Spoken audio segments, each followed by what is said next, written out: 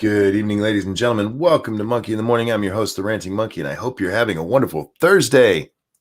And I hope you can hear me. I don't have somebody on the show with me to help me test. When me and Scribe started the show earlier, he couldn't hear me. So please, guys, let me know if you can hear.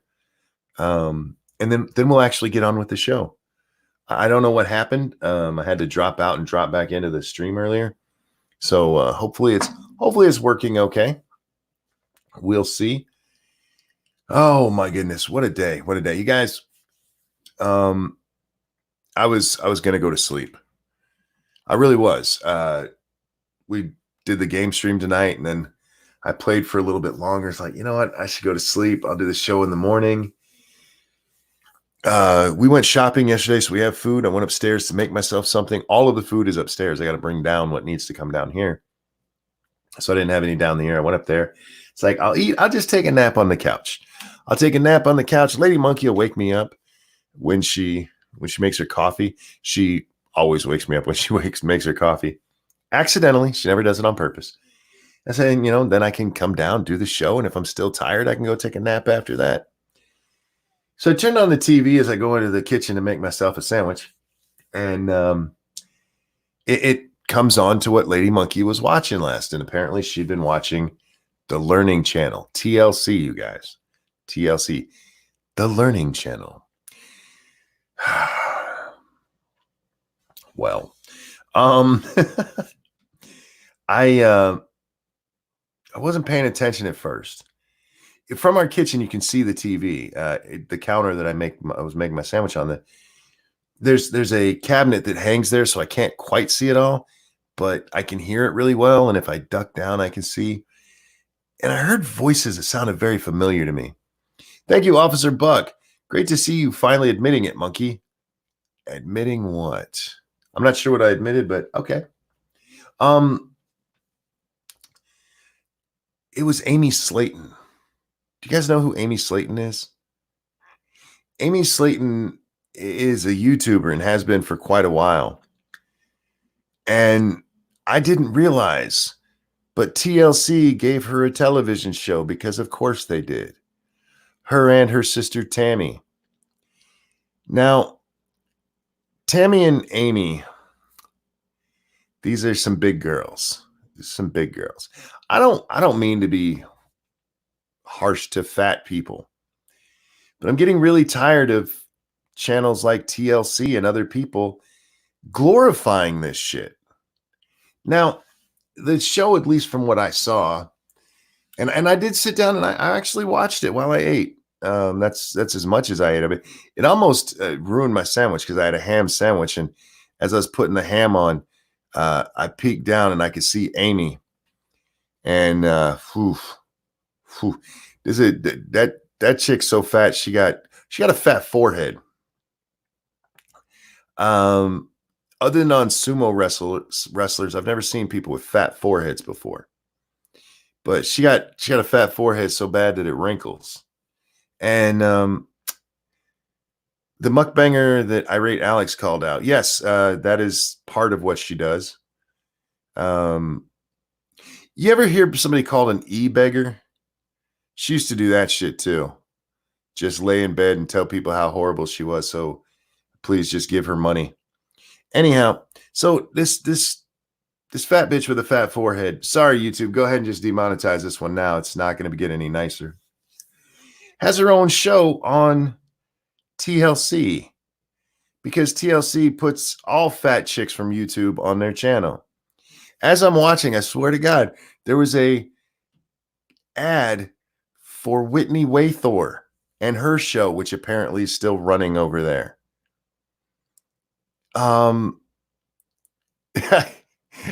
TLC, look, I got a channel and I'll put on some weight if you want to give me a fat contract for a TV show. We're going to have to discuss the terms though, because I need to know how much you're going to pay me before I know how much I'm willing to put on. I don't understand why we're celebrating these fat folks. Do you know what the name of this show is? It's about Amy and Tammy, the Slayton sisters. It's called the 1,000-Pound Sisters. That's what it's called. Now, of course, they go through the motions because they're trying to lose weight, y'all. Because all the fat fucks on these shows are trying to lose weight. She's trying to lose weight, y'all. She's trying to lose weight. Amy wants to lose weight so she can have a kid with her husband. And Tammy wants to lose weight because that's what fat people are told they have to do. You're supposed to, you should. But as you watch the show, it's obvious she's not really into it. She complains about how embarrassing it is that she can't walk up this little small staircase, like 3 little steps to get a pedicure done. She'd have to walk up there to get to the seat so that the ladies can do her feet for her. And instead they just have to go find some plastic tote to soak her fat ass feet in. It was embarrassing. Well, yeah, because you're fat as fuck. They always do this. They always do that. With Whitney, it's the same thing. Whitney, she's been trying to lose weight since she got on that channel. She was gonna. Do you guys know how Whitney Waythor got famous? She made a dance video. Now, the dance video is heavily edited. It is not a one-shot video, but it's like, look how active fat fucks can be. That's how it was promoted around the internet. It blew up on the internet. Look, this fat chick dancing. What we don't see is the in-between shots. We don't see, the camera switches. We don't see how winded she was at the very end. How she ran and ate a box of cookies afterwards because the calorie monster inside her demanded it.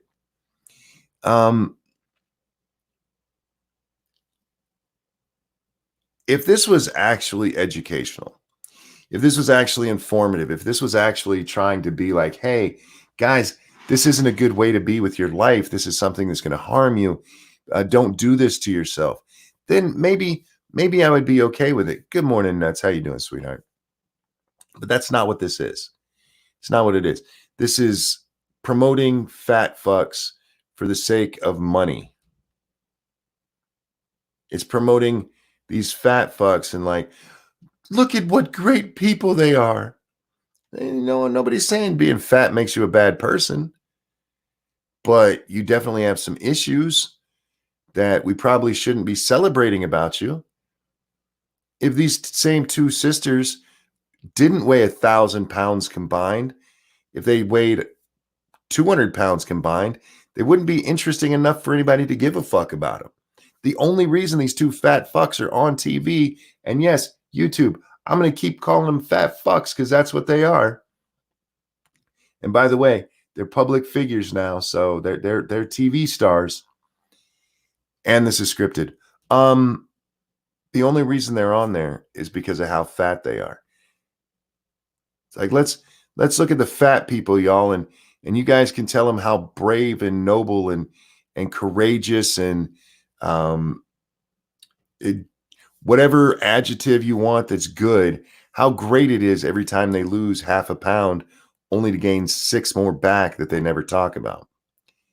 As I was getting ready to go to air here, I looked it up. I looked up the Slayton sisters, and there's this article by where am I at? Heavy.com. If ever there was a apt place for this to be. 1,000-pound sisters, what Tammy Slayton looks like now. And the other one was, there's actually 2 articles. 1,000-pound sisters, what Amy looks like now. They don't actually talk about how much weight they've lost. Here's the Amy story, and there's a link in there where you can get to the Tammy story if you'd like to. But as you scroll down, I mean, Amy's lost a little of the fat in her forehead and a little bit of her chin, so good on her. By the way, she wants gastric bypass so she can have baby. Anyway, so she's lost some weight, but if you look at both of them, most of what they did is put on makeup. They put on makeup. That's not getting healthy. That's not losing weight. That's throwing a coat of paint on it. So I want to go to bed and I see this shit and it irritates me. It irritates me. Why is this what's celebrated? Why is this? And it's not like, hey, the fat chick in a sideshow. We're beyond that with this channel. We're beyond that. This is just the Learning Channel should change their name to Fat Fucks the Channel because that's what they like to do. TLC putting lipstick on pigs now. Yes. Look at that. Look at the fucking pictures there. You can see the original picture of Amy with her big Klingon forehead. If you go over and look at Tammy, if you can find the link in there, she has this. She doesn't have a double chin. She has like I don't even know how to describe it. Her mouth just goes straight down to her chest. It's just it's nasty. But that's what they celebrate. And then they have the balls. They actually had the balls during this program to run an ad for diet food. Like, come on. That ain't what you're doing here. Stop trying to pretend that you're doing anything noble. Look, if you can get people to sit down and watch some fat fuckers and you can make some money off of it, good for you. Good for you. But what you're doing is not noble in any way, and don't pretend it is.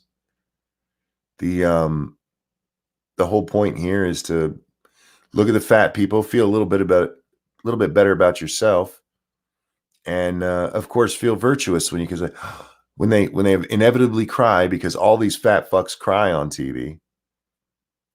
When they cry, you can feel like a good person. You can be like, oh man, people shouldn't be mean to them. Nobody should call them a fat fuck. That's not nice, monkey. The fact that you're virtue signaling and telling her basically it's okay to destroy her heart, that's being nice, apparently. Me saying you need to lose 500 pounds and stop fucking eating. They show this one little clip where the fatter of the sisters, Tammy, she's sitting there mowing down a little bag of potato chips. And the other fat sister, Amy, holds up a box. And she goes, you ate all these already? And she pulls out just handfuls of empty chip bags. And yeah, they are the small ones, but handfuls of these fucking things. And Tammy says to her, it's okay. They're the low-calorie chips.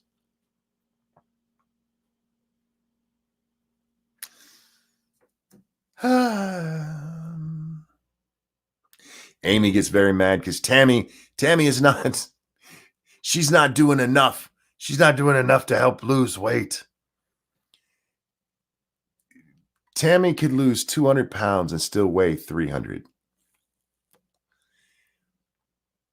That's not something to celebrate. Now, if she does lose 200 pounds, good for her. Give her some encouragement. But stop promoting what she was. And stop, for the love of fuck, stop putting Whitney Waythor on your channel. That woman is a fraud.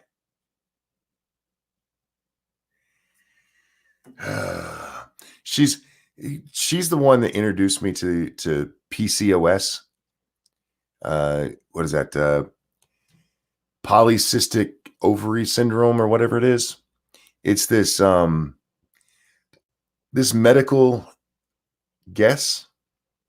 And I'm not being mad when I say this. It's a medical guess of a problem that they can't test for.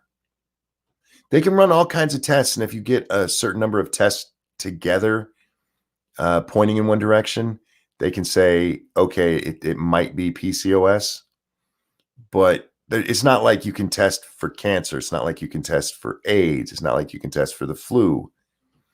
It's basically kind of a hormone imbalance. And she claims that she's fat because of this. She's fat because of that. Nobody's fat because of PCOS. PCOS can make it harder to lose weight, can make it easier to gain weight, but it can be managed. And if you are noticing you're gaining a little weight, you stop. You get with a nutritionist and you figure out how to keep that from happening. But every fat fucking chick across YouTube has PCOS because then them being fat isn't their fault. It's not their fault. And since there's no real test for it, it's not like you can demand that they show you it. It's not like you say, hey, let me see the test that proves your PCOS. Now, again, they can test like hormones and things, and that can point to PCOS. But PCOS is basically theoretical. That's not to say it doesn't exist. It's just that without an actual test for it, you're taking like 8 different things and going, okay, with these things combined, this is what we call PCOS. There's not one test for it. So you can't go, hey, Amy, show me that you're PCOS. Mark says, wait, my ex has PCOS. Again, there's not a single test for it. Like I said, it's not like any other disease. They can't, it's a list of symptoms that you have to get this test done and this test done and this test done and that test done. And on the internet, a whole bunch of fat chicks self-diagnose themselves. Whole lot of fat chicks self-diagnose themselves. Midnight in Exile says your ex be lying like people with fibro. Oh, fibro is another one that is highly self-diagnosed on the internet. How you doing, Jack? Good. How you doing? I'm annoyed. You sound annoyed. I was going to go to bed, Jack, and then I saw fat fuckers on TLC, and it annoyed me. Ah, dude, you should never turn on TLC. Everything on there annoys me.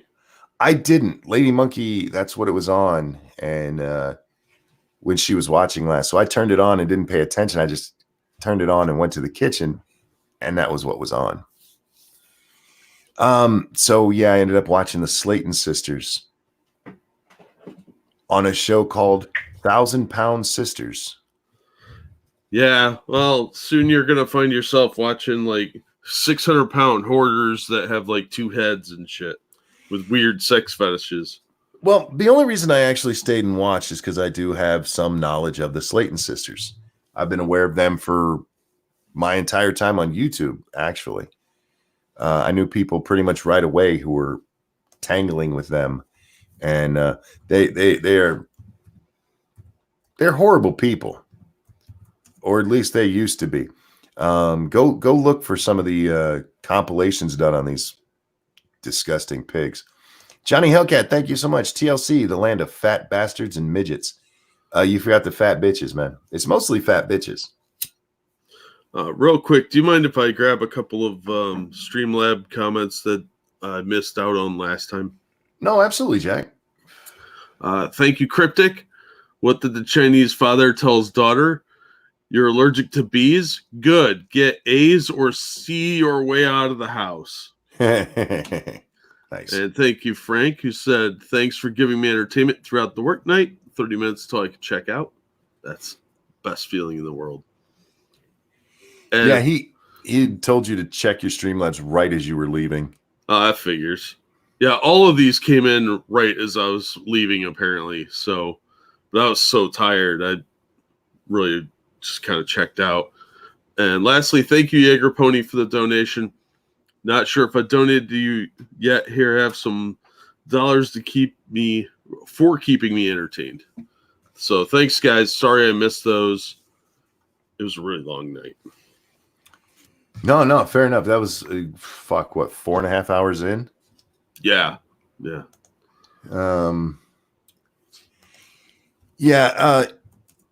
I am just tired of TLC and every other media outlet that pushes this fatness. That pushes it's like socially acceptable. They do it in such a dirty way because the Slayton sisters are trying to lose weight, man. So then they can have these fat fucks up there and go, no, look, we're trying to help them. They're trying to lose weight. We're following their weight loss journey. We're not celebrating their fatness. How many of these people have actually lost weight? Seriously, Whitney Waythor has been on that channel for like 4 years, and she's as fat as when she started. She's been on every diet. She's had trainers, and she had a trainer fire her live on the air. Well, it wasn't live. It happened live, and then they just showed it. But yeah, because the bitch had all kinds of candy wrappers in her car. a cookie bigger than her head that she actually said to him, I only took one bite. Sad boy, thank you. Here's Jack. Here's some money for y'all. Oh, wait. Here, Jack. Here's some money for y'all. Oh, wait. Thank you, sir. Did you get Johnny's too? Yes, I got Johnny's, the fat bastards and midgets. That's a great summation. It's a fucking sideshow, man. It is, except for, I think the sideshow was more honest about it. Yeah. There's a certain amount of honesty and unabashedness about saying, like, this is what we are. Come see it. And now TLC's trying to make it look like they're helping people. Yeah. A sideshow, the world's fattest lady. That's what they said. They didn't say, come watch the fat chick try to lose weight. And that's what TLC does. And that's what bothers me. And that's what I got so annoyed at. I was annoyed when I saw that they gave these two idiots a actual television show. Because if you guys don't know who the Slayton sisters are, seriously, look them up on YouTube. Look up what they do and look up some of the videos that have been done about them. Because they are there's some treats, y'all. There's some treats. Yeah, like G-Dubs just said in chat, TLC's more of a cautionary tale of what not to be. It should be. But they glorify it more than anything. I think their minds, they think they're being cautionary tales, but they come off more like the Insider Edition current affair version of that. They what's the word I'm looking for here? Inspire pity for these people. It's never their fault. Yeah. And you know what? And I'm fine with that. People get fat, things happen, and you're on a weight loss journey. That's great. But I don't believe for a moment that TLC actually cares about them losing weight. As I said before you got on, Jack, if these women lost weight, nobody'd care about them. If there are skinny sisters all across the world who don't have TLC shows. Yeah. And it annoyed me enough that seeing them on there was bad enough. But then I saw what they were doing when they were pulling the whole weight loss thing. I was like, you motherfucker. You absolute motherfuckers. This is so disingenuous. The only reason these people are considered interesting is because they're big fat pigs. Yeah. Grim Reefer says, Devil's Advocate, how much does Monkey weigh? I am 6 foot tall. I weigh 205. Sometimes it bounces up to 210 and then it comes back to 205 when I forget to eat. Johnny Hellcat, thank you. I think I've heard of them. Doesn't one of them look like she absorbs food through her forehead, forcing her eyes closed? Yes, you're thinking of Amy. The bitch literally has a fat forehead, Jack. The way he described it is so perfect. Yeah. She looks like a Klingon, y'all. Like a honky Klingon. We got no albino Klingon in here. Yeah, it's disgusting. I will throw the link or this link back in the chat. This is an article from heavy.com. And at the beginning of the art, or at the top of the article, you can see a picture of what she looked like before. And then if you scroll down just a little bit, you get a really good look at that fat fucking forehead of hers. It's disgusting. This isn't something we should be encouraging. And I think you're probably right, Jack. I think they probably don't see it as encouraging. But I've seen so many. I tweeted to them and asked them how much weight I have to put on to get on their channel. Because it seems to me that's the way you get on TLC. You eat a bunch of shit.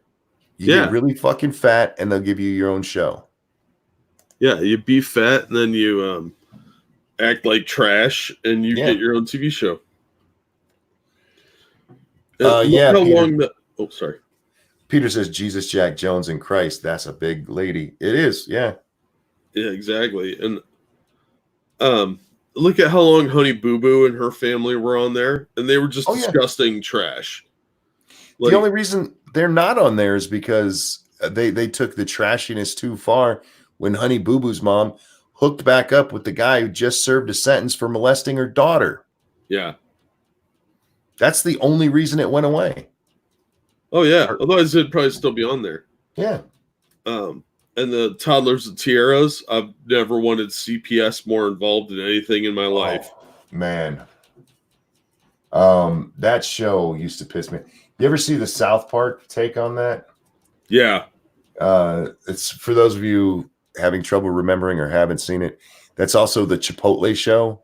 It's also the Michael Jackson show. The second Michael Jackson one, the one where his body or his soul infects Ike. Thank you, Frank, who says maybe you can get a show about living in pain. Not unless I'm fat and have pain. Seriously, you got to be a fat fuck to be on that show. I am positive of it. Yeah, you gotta be like mega fat or have some really messed up sex shit or be a hoarder. The Slayton sisters are gross. They really are. Yeah, and I don't want to harp on this too long. I don't want to be on the big bitches too long, you know. But I am really tired of seeing it. I'm tired of seeing that shit glorified. I'm tired of, you know what? You remember those pictures? And it's like, where are her organs at? What about these two? Am I allowed to ask that about somebody like that? Like underneath all that fat, how small is their kidney right now? How crushed is it? What shape is that poor damn thing in? People have always loved freak shows. I mean, it's not like TV in general. Look, I'm with, again, and I actually did get away from this a little bit, but the freak shows were honest about it. They might have exaggerated, like the world's tallest man, but it was a tall guy in there. It wasn't, come look at the tall guy and all the horrible shit he has to go through every day. Yeah, and the freak community back then was actually like pretty close knit. They were people helping each other to succeed. You know, they had jobs this way. Yeah. Ending the freak shows actually hurt a lot of those people. Oh, absolutely. I mean, there was no like social safety net for those people back then, and especially if you were deformed.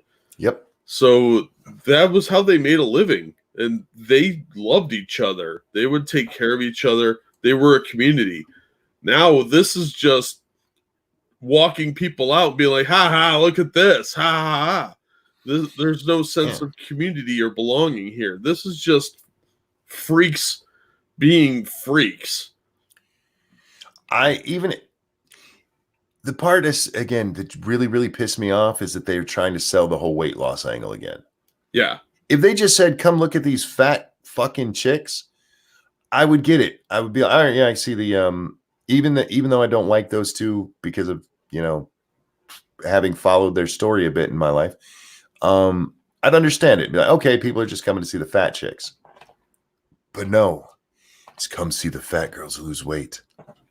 Watch as they cry about their struggles and feel good about yourself for not judging them. I judge the fuck out of them.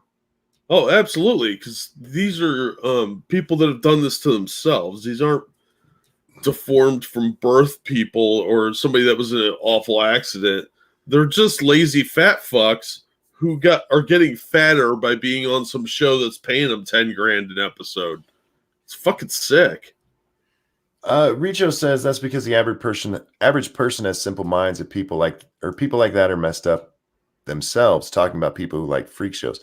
I don't necessarily think so. I think it's freak shows for the average person. It's like, that's an oddity. We are fascinated by oddities, and there's nothing wrong with that. It's the people who put it on television to make a mint at it while trying to sell it as bullshit that bothers me. Yeah, this is like borderline fetishization of it. It is glorifying obesity, Grim Reaper. You're right. Absolutely. Yeah, this is body positive shit. Real quick, over on the Streamlabs, thank you, Johnny Hellcat, for the donation. I've missed out on a lot of Lords of the Night and Monkey in the Morning. Here's some Zero for you as well. I appreciate it very much. And thank you, Frank. Can we sacrifice the 2 500-pound chicks to the Philippines volcanoes for 10 Filipina girls? Yes, I am all on board with that. That is a brilliant idea. We could probably get 100 girls out of it. They're really skinny. The problem is, while Representative Johnson was wrong about Guam being able to flip over. If you put those two on the Philippine Islands, I think they could actually capsize. I think the ground underneath could break to where the top of it just throwing that out there. Just an opinion, that a theory that I have. All right, we're gonna move off of that. I want to show you something, Jack. This was on the Twitter today. Do you know what you're looking at here? Did you see this? Yeah, the pens they use to sign the bills and whatnot. These are the pens specifically for signing the impeachment. Yeah. Nancy Pelosi had gold-laden pens with her signature on it, made up so she could sign these and give those away as presents to people. Yeah, I'm pretty sure they double as really tiny vibrators. Probably. They're probably from Goop. Ew. But earlier in the day, she talked about what a solemn experience this was. What a solemn duty. What a solemn. Oh, you fuck. Do you know what that word means? It's so solemn because no one is above the law. No president. The Constitution is in trouble. Johnson, Hank Johnson. Yeah, it's Hank, isn't it? That is first name. The guy from Georgia actually said that he's worried that the Guam's just an island. It's not the Guam Islands. That Guam itself could capsize if too many people got on it. So that happens to islands all the time. They're just floating out there in the sea. Anyway, yeah, so Nancy Pelosi finally got the balls to take the impeachment to the Senate. She had to do it eventually. She actually had a vote on this. She actually had a vote. You don't have to take a vote for this. No, but they're kind of dumb over there. Once it's passed, do you know what happened in the Clinton one? It was passed and they literally walked it over there. Yeah, that's what they're supposed to do. Not Nancy, man. She's very concerned. Well, she was just stalling as long as possible on this. It's so lazy. Well, Jack, I'm glad you brought that up because of this stall. It is rumored that the trial itself will get started next Tuesday. Yeah, that's what was it McConnell said it wanted to start next Tuesday. If the trial starts next Tuesday, Elizabeth Warren, Bernie Sanders, and Amy Klobuchar are required by law to be in Washington, D.C. for the trial, for the length of it. As long as every time it's in session, they have to be there. They're also out on the campaign trail because the first vote, the Iowa caucus, comes up February 3rd. Oh, shit. I didn't even think of that. Primaries, yeah. Yeah, it's going to take 3 of the people who were able to make it onto the stage. Klobuchar, she's not really a contender, but Sanders and Warren certainly are. Going to take them away from the campaign for a couple of weeks. Oh, that's funny. That is so fucking funny. And Jack, if I remember correctly, it's also going to make it let's say this trial lasts a month. That's how long Clinton's went. And Clinton's was a pretty open and shut case too. Yeah. There's no way he was going to get convicted in the Senate. There was, at least that one, there was an actual crime. You had perjury. So you have this month-long trial for Clinton, who I think is a pretty good judge. I don't know how long Johnson's was. And we never made it to trial with Nixon, so there's no guess there. But I feel like a month is probably about the right time this will take. That was my guess when I was asked earlier. And that was before I knew anything about how long the Clinton one was. I just feel like, to get them up there, the senators' questions be asked, the deliberations and everything. They're not going to do this in a week. No, they'll drag it out like a dog and pony show. If it takes a month, This takes Sanders, Warren, and Klobuchar off the campaign trail for the February 3rd caucus, the February 11th New Hampshire primary. And when does South Carolina vote? Or Nevada and South Carolina? I forget their votes. But those are coming up too. And it'll take them, if not to them, really close to them. Damn, who's going to keep an eye on Joe? He's going to wander off.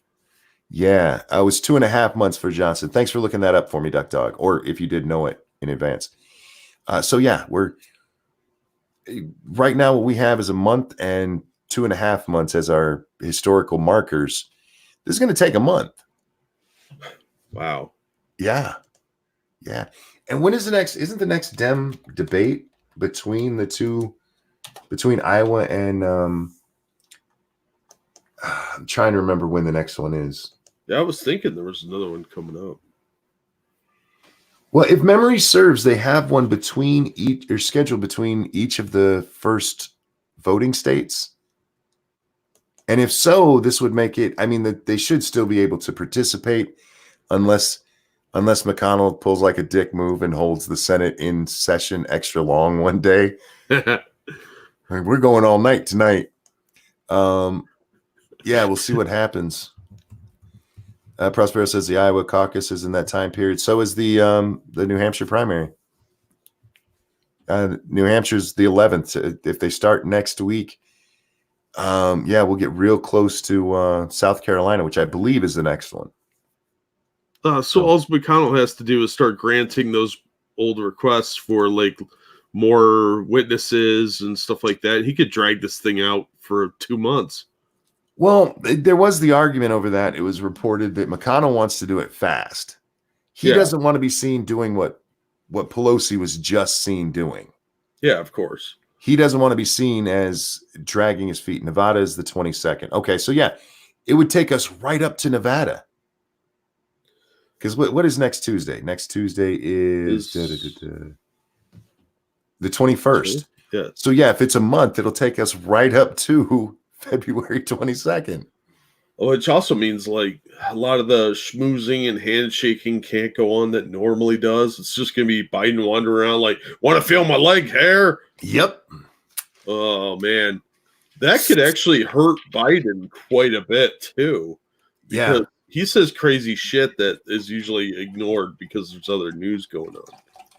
Grim says, haven't they had 7 or 8 debates right now? Real quick, that's the nectar of the gods you're hearing. Sorry, guys. Least professional monkey on the internet. If I got a producer, would they pour my soda for me? I don't know. I think that's a servant. Oh, I need an intern. That's what I need. Yeah. You need a couple of interns. But anyway, Grim, yeah, this last debate was the 7th. But they're going to be doing them in between each of the debates, or at least every other debate, something like that. And like this last one we just saw, this was the Des Moines Register helped sponsor that with CNN, because that was mostly for the people in Iowa. That's why you heard them talking so much about farming at the beginning of the thing. Yeah. You think anybody up there has really ever been on a farm? Oh my God. No, because farms are boring. There's a bunch of stuff growing. It's like watching paint dry. Frank, thank you so much. Not to be tinfoil hat, but I can see why people think the DNC did this for Biden, especially after last time. Also, Coke is better. Coke is better than Pepsi. Diet Coke is not as good as Diet Pepsi. That's why you don't drink Diet. Unless it comes from McDonald's, in which case it tastes like they put some kind of weird alcohol in it. And I actually like that one better. That's a treat now and then. Sorry. I had to take my medicine too, and I don't even think an intern can do that for me. No, it's an interesting thing, and we talked about this leading up. It's like they're going to drag this out until it actually is going to hurt the senators involved. Yeah, and well, and worse, they look biased as fuck because you know how they're going to vote. They're totally in competition with him. Mm-hmm. So shouldn't they recuse themselves? You would think so, or at least vote present and just not be involved in the process. Like, sit there quietly, don't ask questions, don't get involved, vote present, move on with your day at the absolute most. but they should be recusing themselves because it's a conflict of interest. It is. But any more politicians are so fucking corrupt. That's not going to happen. Well, I don't really have a problem with them being there and actually voting, but if they're going to go by their whole thing, because Nancy Pelosi, she brought up, I hope the Senate is fair. It's got to be fair. Some of them have already made up their minds. Shut up, bitch. I think it was Scribbles who pointed it out, and it's there for everybody to see. All three senators on that stage last night have an opinion of the impeachment already. Oh, yeah. Yeah. And so did most of the House people when they were supposedly voting. Yep. Because it's mostly political. Oh, absolutely. If you go back to Nixon's impeachment, that was all very much the same way. If it wasn't for the Supreme Court ordering the tapes released, Nixon probably would have got off. He probably would have been found not guilty. It wasn't until the tapes came out that the senators were like, oh, fuck, we can't vote for you, dude. You're a corrupt piece of shit. And I don't think they have a smoking gun like that for this trial. So, yeah, it's just going to be an up and down vote. Have we talked about the Lev Parnas stuff yet? No. I saw a little bit about it. From what I can see, it doesn't look like there was anything that explosive. He claims that Donald Trump knew exactly what he was doing the whole time. He made a claim that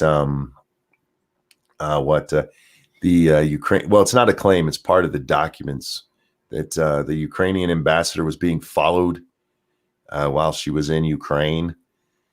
What was the other thing? That Rudy Giuliani had sent a message to Zelensky saying that the president knew and approved of what he was doing or some shit like that. And the phone call says that you should talk to Rudy. He actually said that you should talk to Rudy. Yeah, because he trusts Rudy. And it's, a lot of what he does is based on trust. So, yeah, I don't know. Did you see the Project Veritas tape that came out? I still haven't seen it yet. Is this the one with Bernie's crazy employee? Yeah. Well, apparently a second tape just dropped tonight. So I haven't had a chance to watch it, but apparently there's some pretty crazy shit on that one too. But I watched the first one and I was like, damn, talk about finding the wackiest loon you can and getting them on video. Because this guy was like a campaign manager type, like some regional guy, somebody with actual power from the sound of it. But he said some goofy shit, and I thought it was pretty entertaining. But if this had been a Trump supporter, it'd be all over the media. Yeah, because didn't somebody said something to the effect that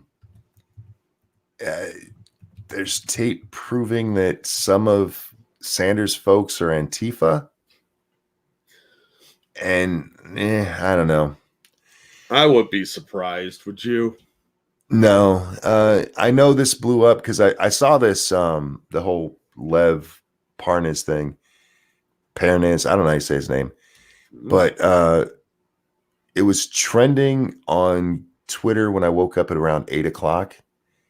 I'm like, what the fuck is Rachel Maddow trending for? And she scored an interview with this guy. I'm like, oh, all right.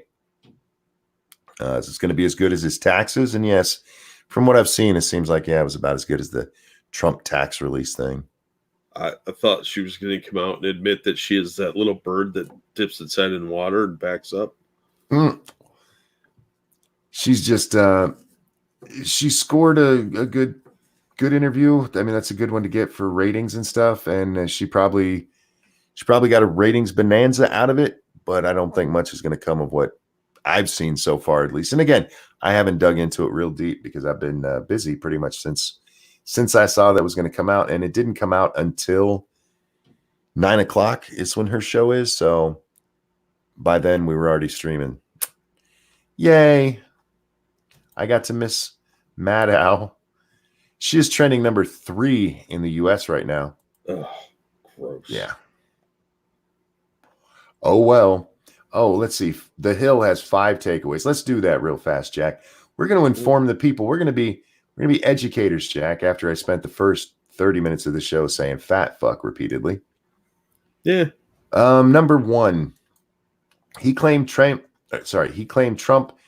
threatened to withhold more than just military aid from Ukraine.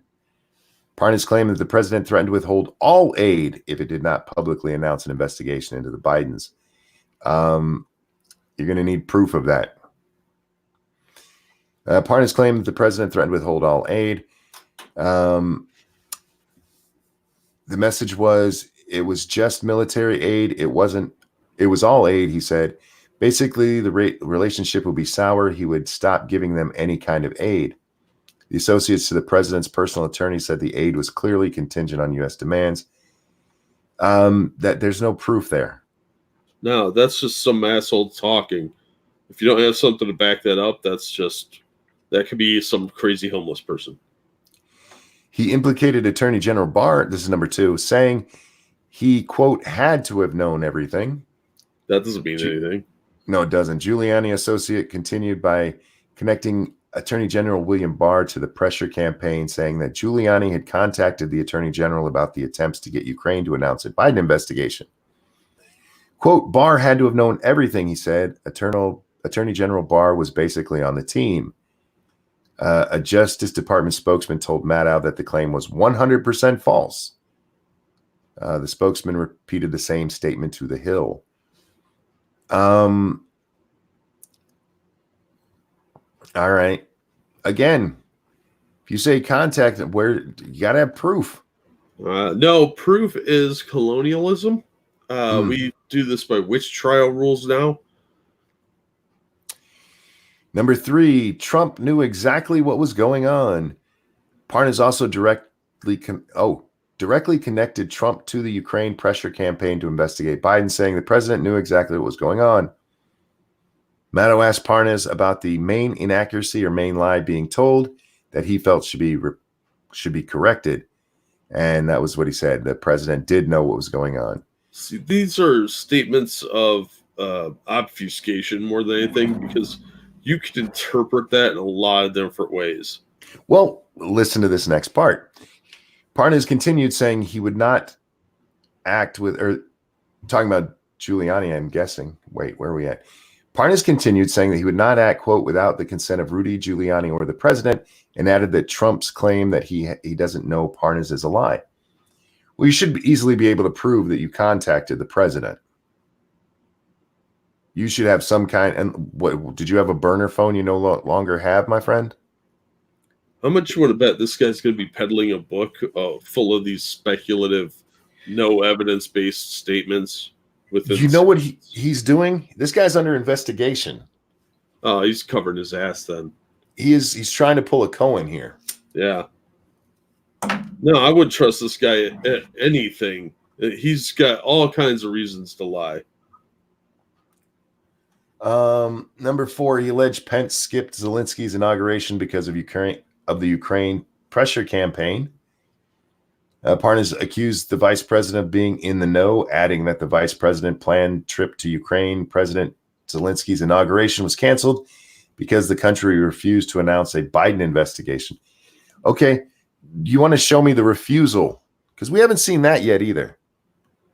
Where's Zelensky's refusal to do the Biden thing? Anyway, and number 5, he asserted that the Ukraine campaign, quote, was never about corruption, but strictly about Burisma.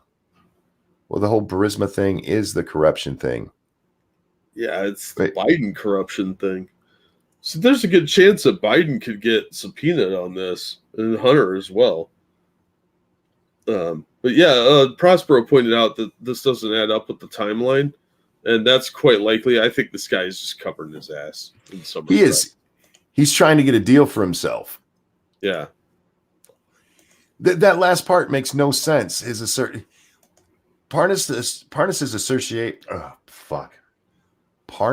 assertion negates the White House claim that the administration was attempting to root out corruption when Trump asked Zelensky to examine Biden's past. That the Burisma is part and partial to that, you fucknut. So yeah, that's why I saw, like I said, a lot of people talking about this, and Mattow's been trending all night. We'll have to hear about this for the next several days. We'll probably hear about it once this guy actually ends up cutting a deal or going to jail. But yeah, that's all it is. Impeachment has become too political. It was purposefully made to be political. Yeah, you're putting your own job on the line if you're going to try to take his. Anyhow, so there you are. You guys are caught up on that. We did our educational bit for the night. What'd you think of Avenatti getting arrested and held without bail? I didn't actually read the story, but I think it's funny as hell because Fuck yeah. fuck him. That guy's a piece of shit. That motherfucker blocked me for talking shit to him. How dare he? Look, of all of the blocks that I've got, that's probably the one I earned the most. Yeah, I talked a lot of shit to Avenatti. He never answered me, little puss. I had lots of questions for him that he wouldn't answer. Now, granted, they were formed in the way of a monkey question, but yeah, he blocked me over. Like, you pussy. I don't like Michael Avenatti. I've never liked Michael Avenatti since he first burst onto the scene trying to push Julie Swetnick. Yeah. He kind of weaseled his way onto the scene with Stormy Daniels. But he didn't become the big figure that he was until the Swetnick thing. And it was just like, you're not even an ambulance chaser. You're a sleaze chaser. Yeah. He reminds me of that Saul from Breaking Bad. Yeah. As for his suit with Stormy Daniels was to get a contract negated, a legally signed contract. She got paid to shut the fuck up about it. The only way it might be illegal is it might be a campaign finance violation, in which case you get a little slap on the hand for that. And they blew this up. They blew it up like it was the biggest deal in the world. And then the Kavanaugh stuff happened, and he brought out this chick who was telling such an obvious lie. It was ridiculous. And he got a permanent seat both on CNN and MSNBC. He was on their channels every fucking night. This dirty, sleazy shitbag. And then there was a story about him violently throwing the woman out of his house. And everyone went, ooh, maybe we should back up a little bit. And they ignored all the stories about him robbing people, how much money he owed. He owed his former partner $4.5 million. He wasn't paying his rent, driving around in the flashiest car with the newest suits. Yeah, he's Saul, man. He's a scumbag. If I found out he was taking mafia money, I wouldn't be shocked at all. Not because I think the mob is dirty. I think you guys are great. But if you ever wanted to pay off a lawyer, he's probably one you could do. Oh yeah. Like, although if I was the mafia, I wouldn't trust that dude. No, fuck no. Flip in a second. Yeah, he's just guy. Just the whole Swetnick thing still bothers me. The Ass Crack team, real quick. The Ass Crack team is on it over there, guys. You should check it out at the hashtag. But anyway, if you guys don't remember, this is Julie Swetnick's. I love telling the story because it makes me laugh every time I do. His client, Julie Swetnick, said that she used to go to parties where Michael Avenatti and his friends were. And at these parties, a girl would be drugged and taken into the back room, and guys would line up and they would line up outside the door and just take turns going in there raping her. And she went to 10 of these parties. By the way, she was a college person. She was a college student at the time, and these were high school kids. Brett Kavanaugh, what did I say? Oh, sorry. Brett Kavanaugh. But the Brett Kavanaugh and his friends were raping these girls at these parties, and she went to 10 of these parties. 10 Brett Kavanaugh rape parties. And then she got raped at the party. Oh, yeah. I mean, that's so shocking. You have to either believe that she's a complete idiot, or understand she thinks we are. But then she went and gave an interview. Was it NBC, CBS? I forget. She gave an interview somewhere where she basically retracted it all. Yeah. That might not have been exactly what happened. Yeah, you have to believe that she repeatedly went to parties where she knew girls were getting raped and kept going back, or see through her bullshit lie. And this motherfucker got famous off that. They were talking about him running for president off of that. Do you remember that, Jack? They were talking about him as a serious contender. Yeah. Yeah. So I don't understand that.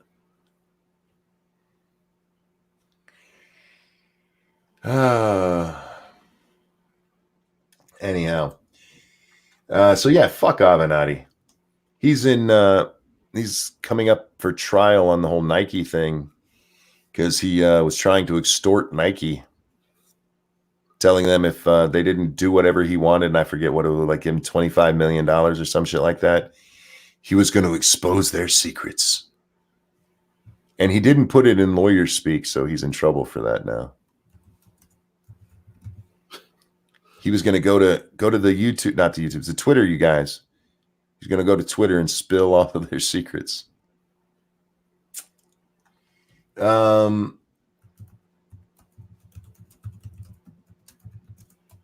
don't know if I want to talk about that again. Okay, I kind of do, Jack, because I want to get your opinion on this. Did you listen to the show tonight? No, I had a couple things I had to take care of, unfortunately. Okay, then this won't be a repeat for you. New study shows that educating boys early can prevent future gender violence. Oh, yeah, the brainwashing thing. I saw this on Twitter. The only part I really want to talk about is, we can discuss what's said a little bit later on, but it says this: for far too long, we've been making excuses for boys. They start small when we write off childhood teasing and unwanted attention with boys will be boys, which, by the way, nobody does. It escalates as they grow older, when the onus of safety and violence prevention is placed squarely on its mostly female victims. What? And today, no, sorry, go ahead. No, I was just that. This is 1950s bullshit. What the hell? We'll get to that in a second. And today, when the Me Too movement heralds a cultural tipping point, and women and folks, that got me again. Women and folks are not only speaking out, but being heard. The question remains, what is wrong with our boys and how do we fix it? That's the part that really bothers me. What's wrong with our boys and how do we fix it? There's nothing wrong with our boys. All children have to be taught, Let's start with their bullshit about boys will be boys. You say boys will be boys when they're roughhousing and knock over a lamp. You say boys will be boys when one of them gets mad at the other and punches him in the face. You stop them, boys will be boys. I've never heard anybody do that when some, kid runs up and what does a 5-year-old do that's what's the sexual assault they're committing that they're worried about here? Pulling a pigtail? The male gaze. Male gaze? Playing doctor? The boys will be boys thing is more about boys interacting with each other and breaking and hurting shit. Yeah. Anthony Vogel makes a great point. It's the boys are not defective girls. Yeah, but that's how they're seen. It's exactly how they're seen. Usually by women and women's psychiatrists and people like that, teachers, because that's how they think. Yeah, and I don't blame the women for this. I don't. Because as much as I talk about how I know how women are, I've never been a woman, so I can't I could never explain why a woman cries when nothing bad has happened, when they're just sitting there. I don't know why I'm crying. And I know, look, all you bitches have done it, so don't pretend you haven't. But I know it happens, but I don't understand why it happens. Does that make sense? I don't think they're defective people. I think they're women. Where women, they're like, well, why aren't boys acting like us? Because we're boys. But again, I don't blame the females for this. I blame you fucking men who don't stand up to it. I blame Especially both. especially in the medical community. Yeah. Well, like Midnight Exile just said, because they're fucking crazy. And that's very true. They are crazy, but they're women. We shouldn't be able to understand it because we're men. We operate mostly differently. As Vortex just said, we process things differently. Nuts, exactly. You guys don't know why you cry sometimes. And that is something that I have never heard of a man doing ever in my life. I've never seen one of my friends just suddenly start crying like, dude, what's wrong? I really don't know, Frank. I don't know why I'm crying right now. You're like, oh, shit, dude. I'm going to get you a Cosmo and some ice cream, and we're never going to talk again. Yeah. And then you're going to get the fuck out of my house.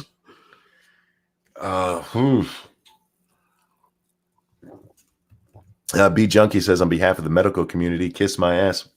Hey, these female psychiatrists and psychologists, the ones pushing this shit, by the way, it's not just them. A lot of it does come from these male psychologists and stuff. Oh, yeah, because they're a bunch of vagina chasers, too. That they all think they're going to get pee-pee touches out of this, because shrinks are really messed up people more often than not. The men of the community need to stand up and go, you women don't understand us.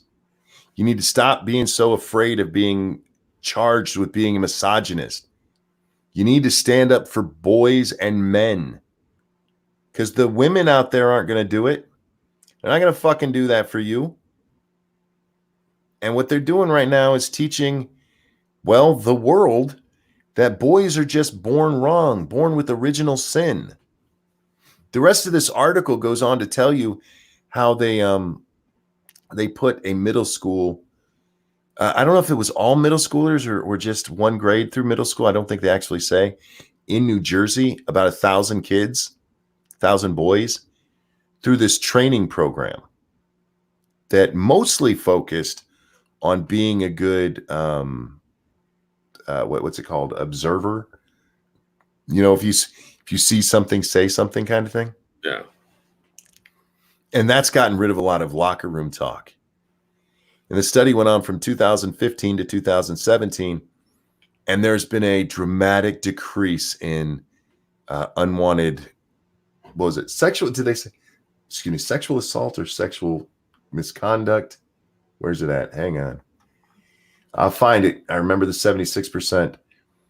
Their odds of abusing a romantic partner were 76% lower than the average. Well, what's their definition for abusing someone, though? Ding, ding, ding, ding, ding. It's like you knew what to ask, Jack. Yeah, it's like we've been down this road full of dipshits before. Mm-hmm. The more progressive a young man's gender beliefs are, the much less likely he is to engage in perpetrating sexual harassment, sexual assault, dating abuse, and other forms of youth violence as well. I want to point out again, these were middle schoolers in 2015, 2017. So at best, they're going into what, their first year of college right now? So define for me the parameters, the exact parameters of what you consider sexual harassment, sexual assault, dating abuse. Dating abuse. The fuck is that? We live in a world now where ghosting itself is considered abuse. You know that, right, Jack? Oh, yeah. Yeah, it's, how dare you do that to somebody? You can't do that. That is mental abuse. Yeah. Poppy says, Nut says to Poppy, I admit I rage cry. That's when I'm the most pissed off. And hi, Poppy. Sorry, sweet, I didn't see you come in. You don't have your blue name anymore. So I miss you a lot. I'm so sorry about that. Most women just don't want to admit they cry because they usually want to kill you but aren't allowed to. But that's fair too. But no, I've just walked in and my wife has been crying. Like, what's wrong, honey? And I know I hadn't done anything wrong. She knows you did. Uh, Dangerous said these people fucking think talking to a girl's harassment. That's very true. mhm. The unwanted talking tos Yep. are a thing now. I mean, it's so convoluted. How is anyone supposed to navigate this mess? Seriously, Well, all these kids should be incels. how many times have we heard that talking to a girl wearing earphones that's unwanted? Unless she's going to step in front of a bus, and then we're supposed to, apparently. You're supposed to be a knight when they want you to be. I'm to the point now, Jack. Seriously, if I was a worse person, if I was just a little bit worse, and I saw a young woman, 25, walking with headphones on, and she was about to step in front of a bus, I'd be like, huh. You just see what happens. As that worst person, I would let that happen for two reasons. One, it's a natural consequence of not paying attention to what's going on around you. So obviously, Darwin was trying to take her out anyway, and I don't want to interfere with the Final Destination routine. And two, I don't want to be charged with a sex crime for touching her on the shoulder trying to stop her, because she'll charge you with like attempted rape or something retarded like that. So you know what? Fuck these people, man. Let them filter themselves out of society. And they're doing that. You can't talk to a girl if she doesn't want to talk. Ignore the fact that you won't know until you do talk to them. Well, yeah, we're supposed to sit like wallflowers and wait for them to come talk to us, apparently. Except for they don't want that either. They still want men to do the talking. They just want that good-looking man to do it. Don't be a freaky-looking motherfucker when you go up and talk to a woman. Yeah, you better look like fucking Chris Pine. Because otherwise, yeah, they use such nebulous fucking terms, Jack. Going all the way back to that 1 in 4 study, when you look at what they actually consider to be sexual assault or sexual harassment, literally, my wife and I rape each other all the time. If you kiss somebody and you haven't asked permission first, then that is rape, or at least sexual assault. It's mouth rape, you guys. I don't think I've ever asked my wife if I could kiss her, not once. And I know for a fact she's never asked me if she could kiss me. But by college standards, the thing that gives us that 1 in 4, that's sexual assault right there. We've gotten to a weird fucking place, man. And yeah, they're boys. We're just broken women because women are too fucking conceited to even consider the possibility that we're fucking different. And men let women get away with this shit. You fucking assholes out there who just bend over, and probably not most of our audience, but they just bend over and take, yes, men, we need to be better. Shut up. If you say that, you need to be better. I'm fine. I'm not out sexually harassing people. I'm not out assaulting people. I don't apologize for saying hi to somebody. And me, here's something for you conceited fucking shithead women to think about. Just because I say hi to you doesn't mean I'm interested in you at all. Some of you are ugly as fuck. I'm just being nice. Yeah, well, that's just it. There's a lot of conceit going on, jealousy. There's a lot of people complaining are shamus that can't get a personality if it ran up and attacked them.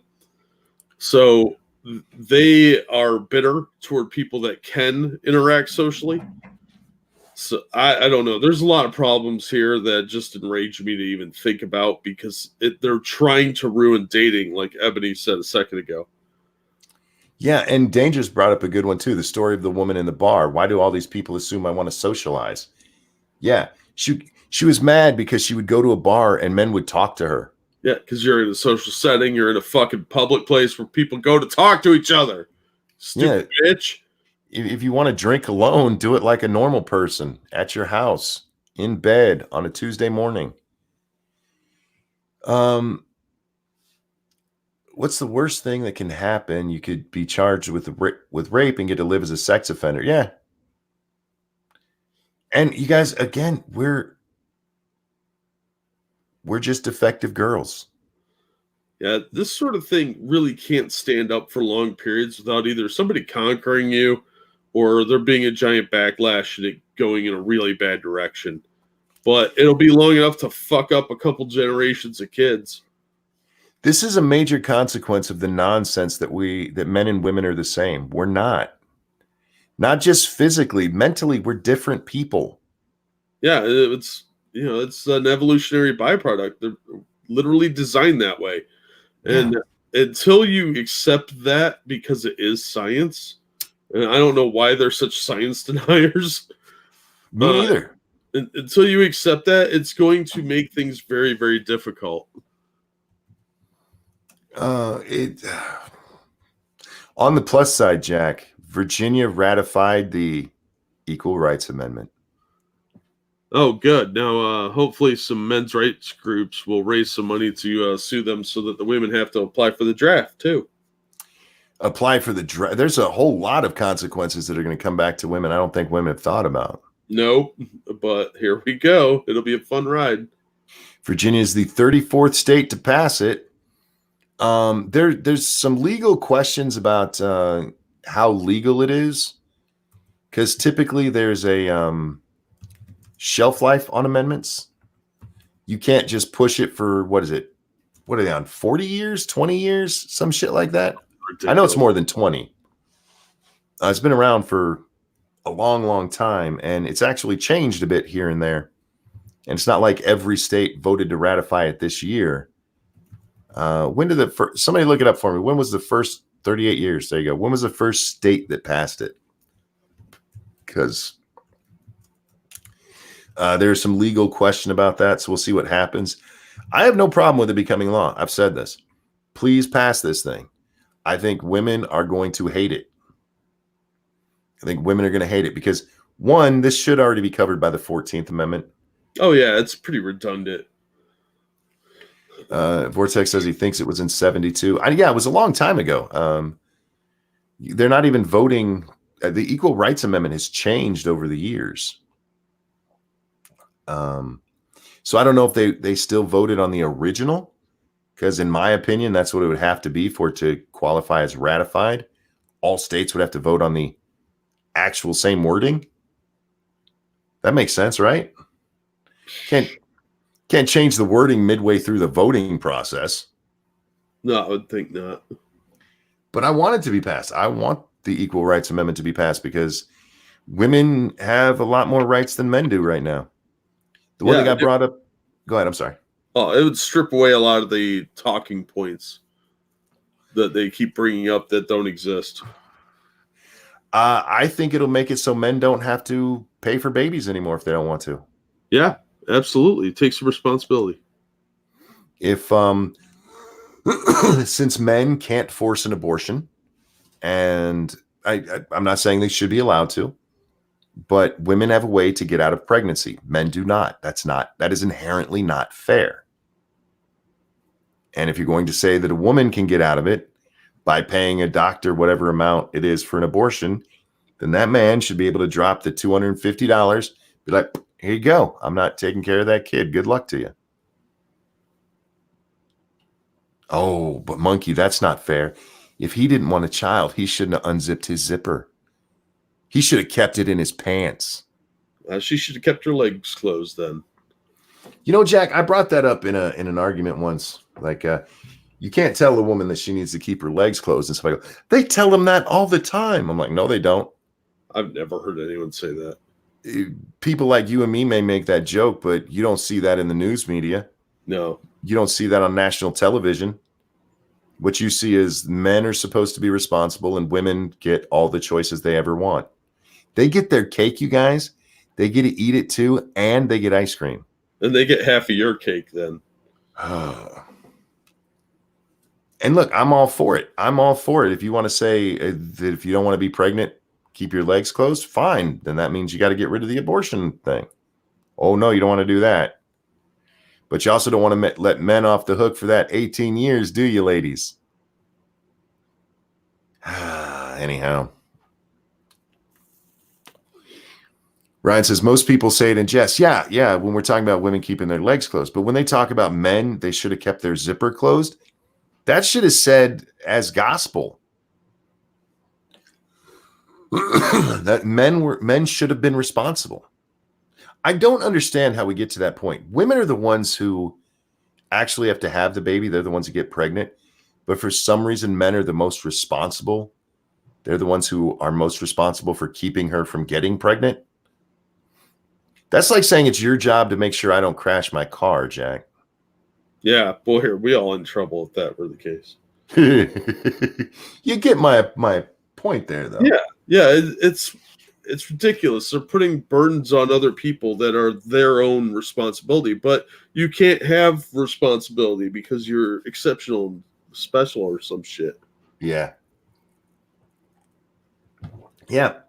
Now, it may take a while for the ERA to, if it is considered passed. And like I said, that is still a question, guys. There was a lot of celebration going on today, but it's still a question. It's going to be a legal question. The ramifications for this for women, they're going to come, and it's going to hurt. And you guys are finally going to see, oh, we did have it kind of well. We did kind of have a little bit of a free ride there on the back of some men. How do they not see that treats women like children? They don't. There's a weird dichotomy that goes on with feminism, where women are treated both as masters of the universe and fragile. We use the word infantilized. They're infantilizing women. They treat them like babies, like they have no agency. They can't. Going back to this thing, in that article, putting the onus on the victim to protect themselves. How many times I brought it? You're responsible for locking your own door at night. If you don't lock your car door and your car's stolen, the very first thing an insurance company is going to ask you if you call and report your car stolen, was your car locked? And you know what? They're absolutely blaming the victim. Because if you didn't lock your car, it's considered not taking care of your property, and they can get off the hook. Well, and that's where a lot of these kooks are going wrong, is they don't understand how human interaction works to begin with, or how the real world functions. They live in these like little academic bubbles where everything on paper makes sense the way they think it should.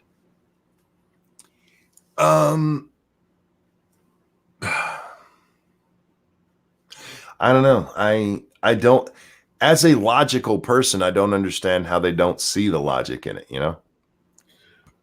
It hurts my brain. Well, it's because it's insanity. It's a crazy form. If you haven't interacted with people, you may not understand it. Like you got your own Nell language, and you living out in a grass hut or something in the middle of some island in the Caribbean. But if you're not one of those people, you have no excuse for not understanding at least the basics of human interaction. That men and women are different creatures, and they are that way for a reason. It's really just, it's kind of sad and pathetic in a lot of ways. Useless Cook says, I was mugged once and I was asked why I was in the area. Yeah. Especially if you're in a bad area, that's what they're going to ask you. Yeah, I got asked that once, and I was like, because I'm fucking poor. And they're like, oh, fair enough. If your house gets robbed, they'll ask you, was the door locked? Were your windows locked? Yeah, it's just common sense survival stuff. Like, why would your door be unlocked? I mean, you have to have a certain level of distrust of your fellow human being just to stay alive. Mm-hmm. But not women when something bad happens to a man. That it's all a man's fault, and if men just weren't men, they would be fine. Because we're bad. Anyhow, and yeah, Dangerous already showed the pictures of the pens that Nancy handed out. There's one more thing I wanted to talk about, Jack, and I forgot what it was, so I got to go look on my Twitter and see if I can remember. I like when I have those moments. Let's see, there's me asking them about the fat stuff. Oh, yeah, Tom, where's my money? Warren, did you delete that? Did you see the video that I posted earlier about the CNN translation or the closed captioning of what she said to Sanders? No. Oh yeah, Is this the after debate stuff? yeah. When they were going to shake hands and that. I didn't see the video. We did talk about it because there was an article written about it.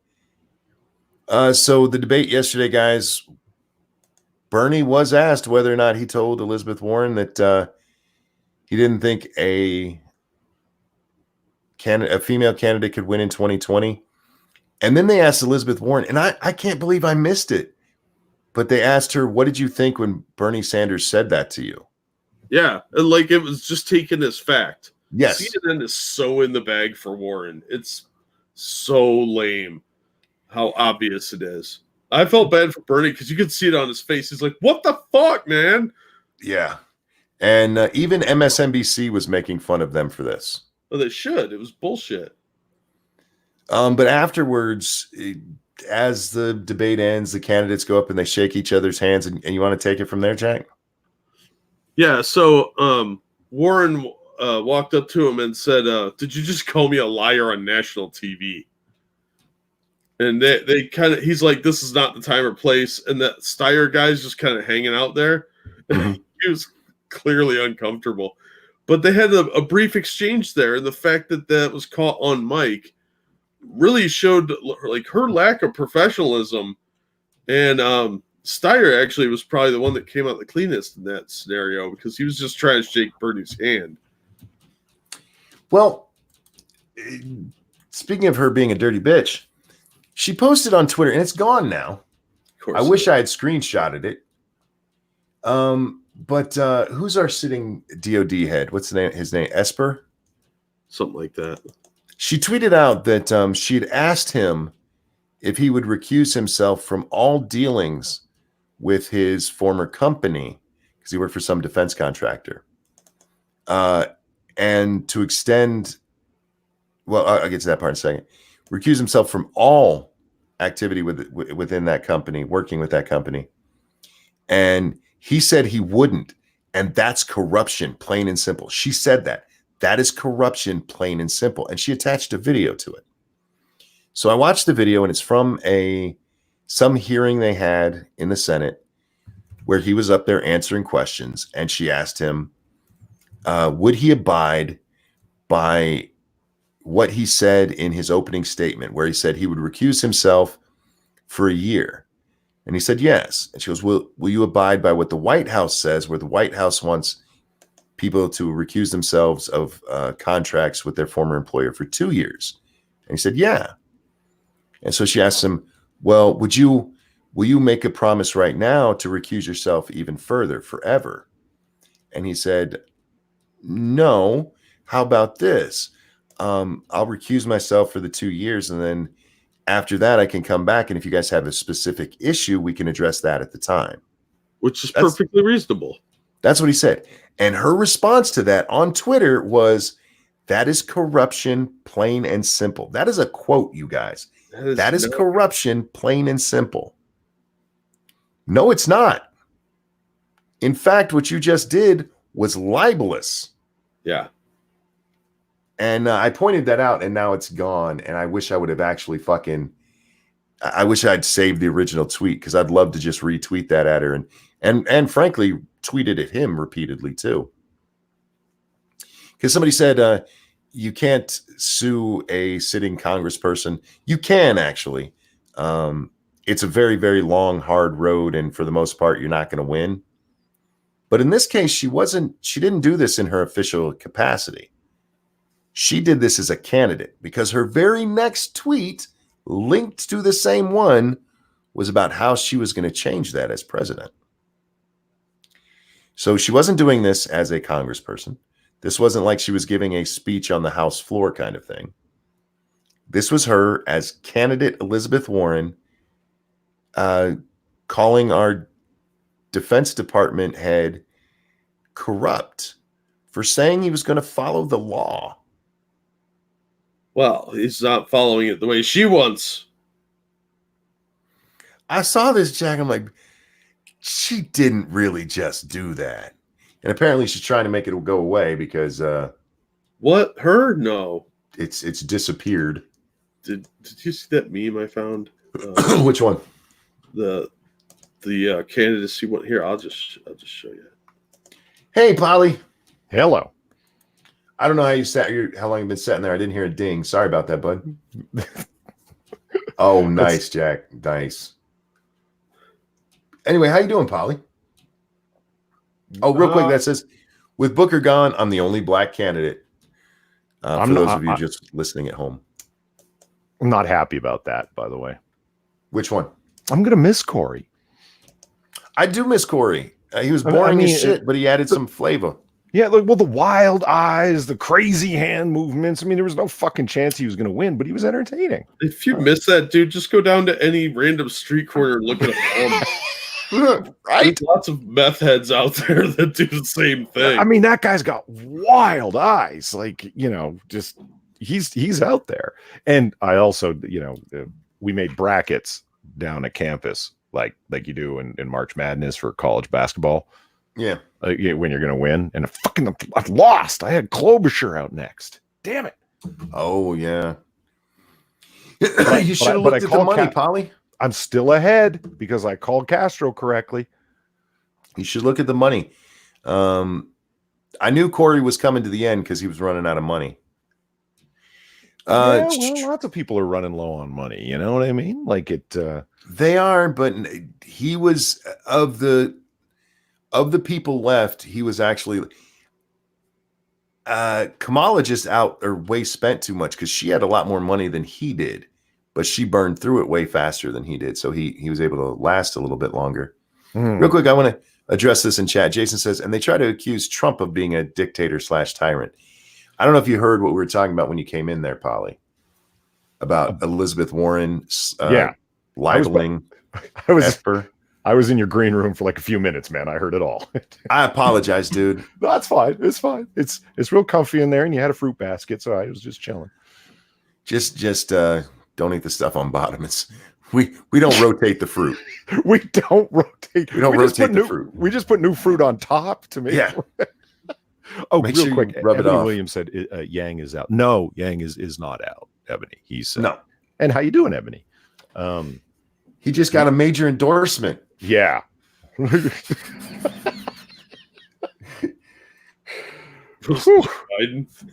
No, he got endorsed by Dave Chappelle.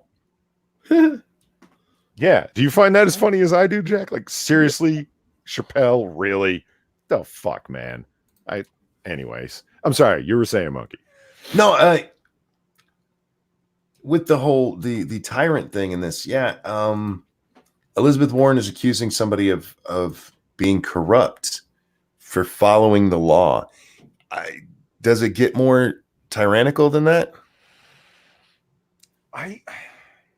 For literally not only following the law, but also being willing to say, hey, look, if it's still a problem, we can look at it.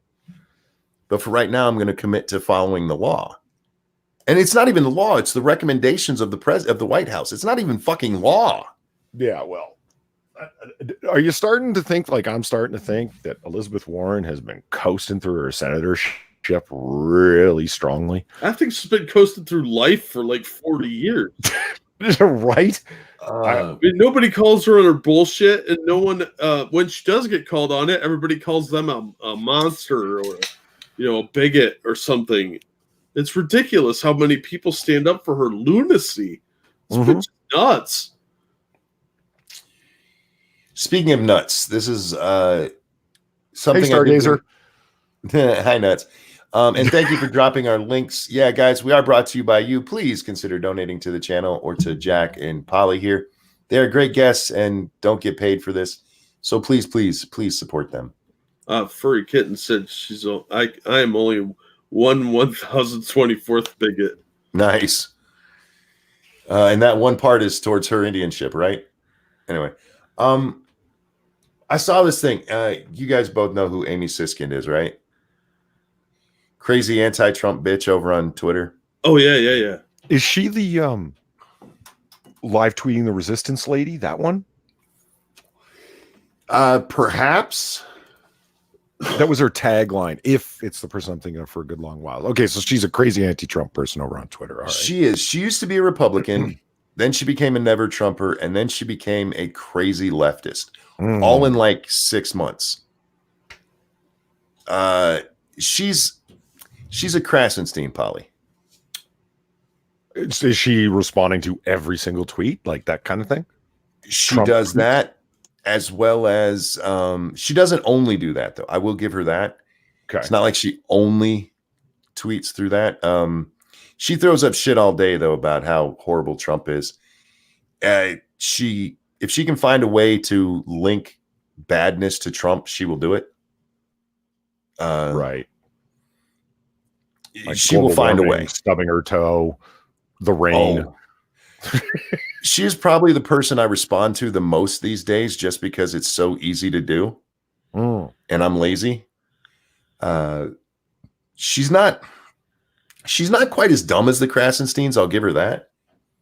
But she's somebody who went resistance because it gets you views. Sure does. She's also one of those who counts Trump's lies. Excuse me. That's one of her things. What was she doing horning in on the Washington Post territory, man? I know, right? Fuck. Stay in your lane. Leave it to the professionals. She wrote this earlier. A survival guide in the era of Trump. This was posted to Medium, because of course it was. A young woman messaged to ask if, this says in, but ask if tracking Trump every single day. Oh, in tracking Trump. No, she was right. I apologize. I should have read the whole sentence all the way. A young woman messaged to ask, in tracking Trump every single day, how do I keep from becoming despondent? From not falling into despair? With her okay, I thought I would respond by posting publicly.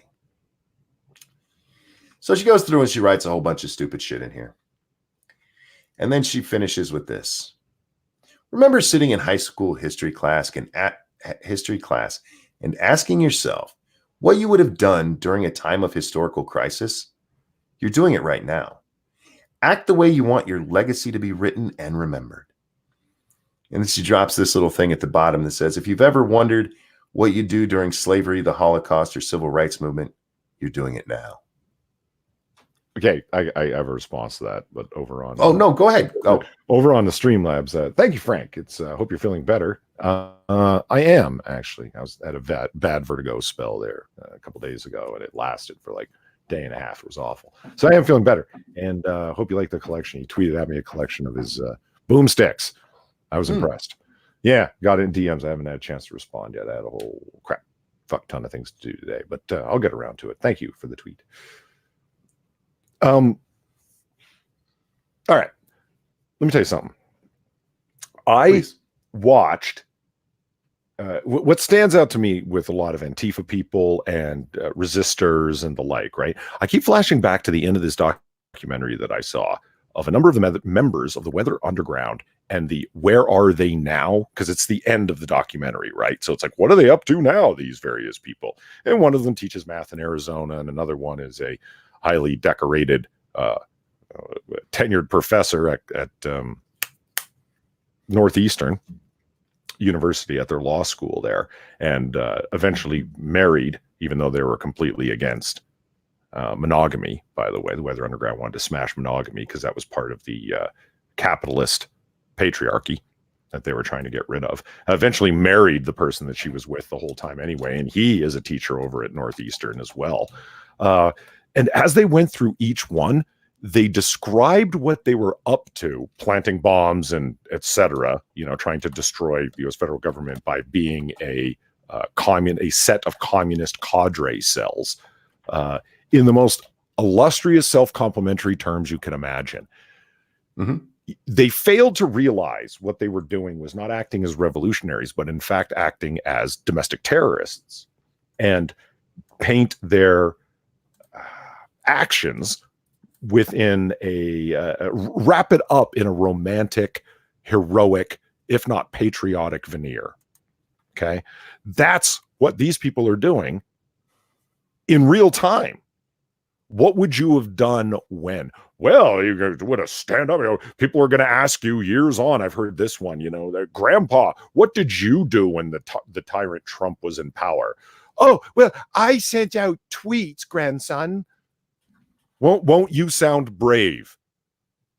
I love Ben Shapiro's joke. Apparently, our standard for bravery has gone down a little bit since what the men at D-Day did. Well, you know what? I don't know if you noticed it during the debate, but Bernie Sanders is really, really against the Vietnam War. I remember when I was growing up in the mid 90s. Well, I guess it was late 80s when I'm going into high school. Yeah, late 80s. I noticed all of these people who wanted to be hippies and fight against bad war and stuff like that, because we just had the first Gulf War at that time, and there were some people who were like, they tried to turn it into Vietnam and be hippies, and it just seemed to me like these people were desperate to be part of something relevant, and that's what this seems like to me. That these people, I don't know if they believe it, excuse me, but I want to say they do. Because there is the possibility they're being hyperbolic, but I think they're delusional. I think they really are. I think that they genuinely believe that what's going on in America right now is as bad as slavery, that we're living through a time that is bad as living through the Holocaust, being a German citizen. Well, you know what? I agree with a lot of what you said right there. I think it's pretty complex as to whether or not they actually believe it. But the reason I bring up the Weather Underground is because they took hold of their belief and ran with it to the point of committing violence in the action, pursuing a goal. We want to bring down the U.S. federal government. We are going to target government installations and parts of the military industrial complex, like defense contractors, headquarters, et cetera, et cetera. This is what we're going to do. Sure. You know what I mean? But they're using the same level of intensity of terminology, like the tyranny, the et cetera, right? But all they're doing is fucking tweeting and bitching. This is the height of slacktivism. You know what I mean? So it's like, I agree. Well, they want to fight. They whip themselves up into this. This is the struggle that we're going to have. I hear you, but they're doing it in the weakest fucking way imaginable. I'm not encouraging them to go be domestic terrorists. It's just, this is literally the best you can come up with. And when it comes to Antifa, which is the closest analogy that you have to someone like the New Liberation Front, the Black Guerrilla Front, the Weather Underground, the list goes on, of late 1960s, early 1970s revolutionary groups, self-styled revolutionary groups. The Symbionese Liberation Army, the SLA, kidnapped Patricia Hearst, that whole thing. There's a whole swath of them. As close as Antifa can get is 9 to 5 revolutionary LARPing for minutes at a time while they do their black bloc shit and don't have any weaponry, don't expect any actual violence. And when it does occur, expect the police to help them. I mean, that's the level of slackery that's going on.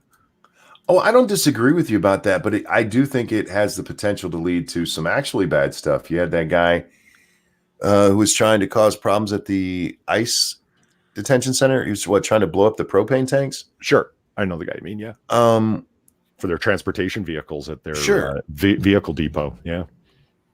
And I get what you're saying, even if but it is worrisome to me that even if they're not doing anything, even if their huge contribution to the fight is just sitting there tweeting something, that they actually believe this shit. Guess who I blame? Their parents? No. Does it involve a J and end with ew? No. No, I wasn't sure where you were going. I thought you were going to hit us with a right hook there. The news entertainers. And I'll tell you why. It's like, well, they don't really listen to the news. Yeah, they do. Yeah, they do. Because there are nuts in every era. FDR was one of the most populist presidents ever. Do you know how many people incredibly opposed to FDR there were during the time of his 4 terms in office? Well, 3 and a bit. terms in office in a big way. Yeah, absolutely. This guy's a tyrant. He's taken tyrannical power. It's so you will find people that are extremely opposed to the current power structure. When Obama was there, he's acting as a tyrant. George W. Bush, he's going to lead us all to death. He's going to start a war in Iran. Remember that? I do. Sure. There isn't a president that isn't greatly hated. I think it's a completely different thing when the entire media, with the exception of what? Breitbart, morons like us in the middle of the night, and Fox News who aren't going along with it. And then the majority of people out there that are just not uninvolved, but just they're normies, and God bless them for that. You know what I mean? Being like the sane individuals in the middle, the people that run the media, the mainstream media, MSNBC, all the letters, ABC, CNN, right? They're the extremists. They actually managed to push a Trump-Russia narrative to the point where it was possible to run multiple investigations on it. At one point, there were 5 separate investigations in Congress going on related to it.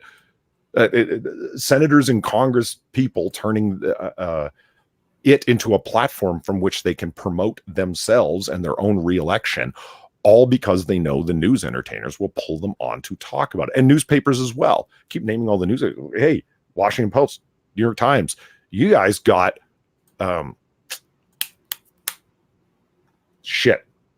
most prestigious award in journalism. Help me out here. Slipped my mind. Pulitzer Prizes. Pulitzer, yeah. Yeah. There are 2 Pulitzer Prizes at the New York Times alone for covering Trump Russia. Well, it turned out to all be a giant fraud. What the fuck did you get an award for? Being a convincing fraud? Well, but this level of rhetoric, of superheated rhetoric, all of them covering Stormy Daniels like a motherfucker. Stormy Daniels' lawyer turned into a celebrity. That guy was able to play them so effectively that they invited him back night after night after night. AOC is 90% a product, like her fame as it exists now. 90% of it is media generated. If she doesn't get reelected, like let's say, the night of November comes around, a few months away, and she doesn't get reelected in, what is it, the 14th district of New York, I believe? 14, yeah. Yeah. It'll be MSNBC and CNN in a cage blood match fighting it out to see who gets to hire her for a 6-figure salary to be an analyst.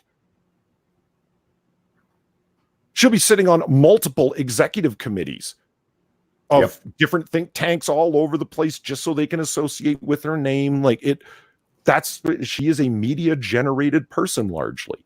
The media pushes this stuff, pushes this frenzy, stirs people's racial anxieties.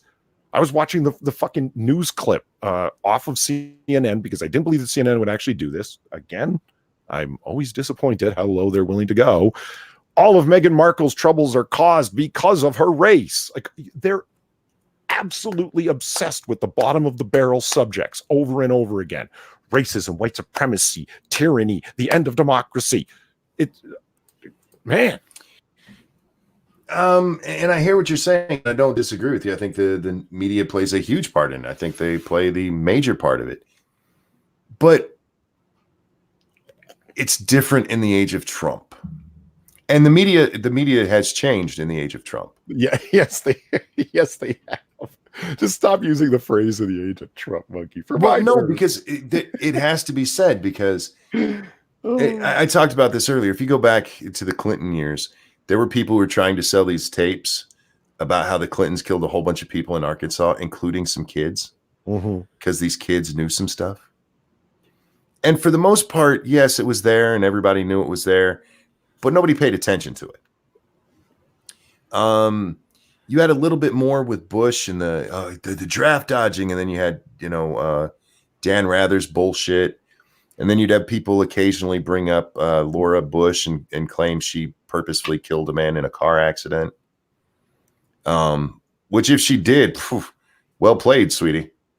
That was a well-timed accident you had made happen. But it never got to the point that we are at now. Even there was shit under Obama, people who were crazed about it. But the media never latched onto it super hard. with the exception of the Dan Rather thing, because supposedly he had proof, and then it blew up in their face, and they all went, "Oh, whoops." Then they all pretended they never reported the same story. You know how it goes. I do remember when consequences existed for. I mean, yeah, okay, documents came up, but it's like, I don't know. You put a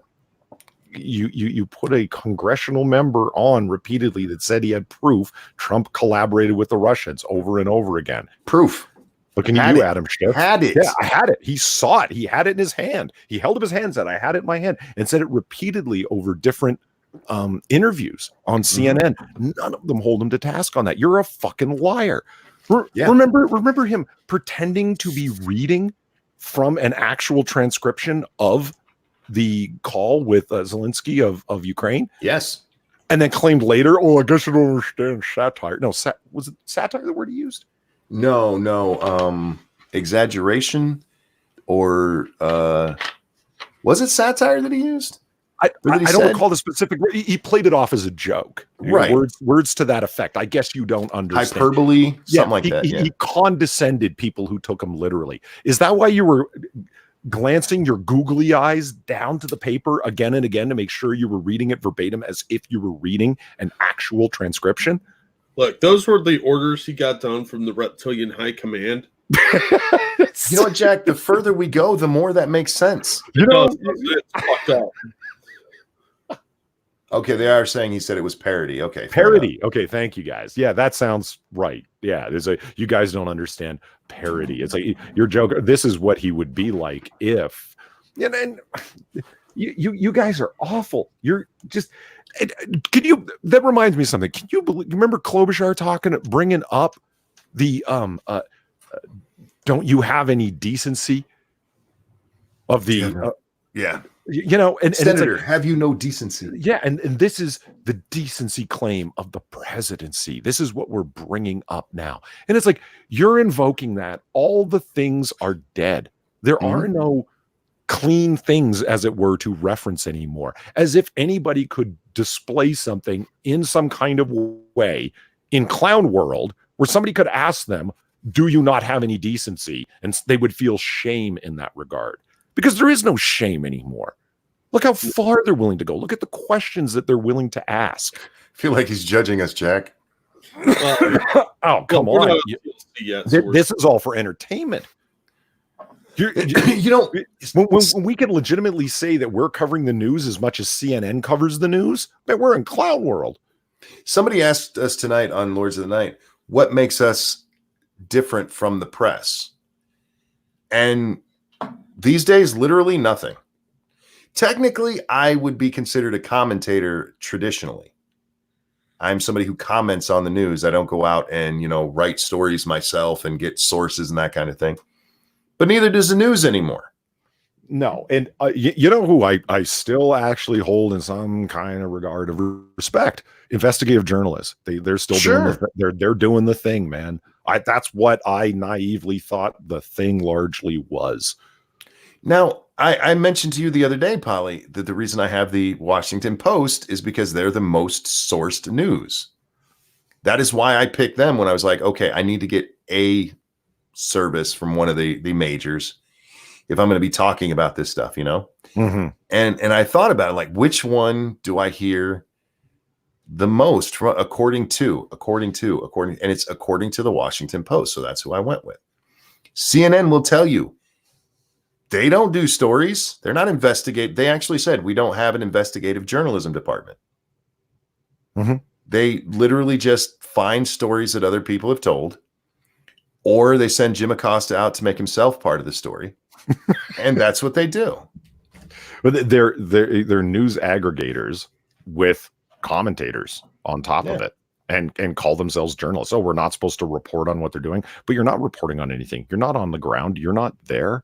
I mean, Jim Acosta's there, but he's trying to make himself the story. That's not the same thing. Merle says, well, so you're saying this is MNN. When I first started this channel, if you go back and watch the first couple of videos, I believe I called them Monkey News Network. Go back and check it out. It's still up.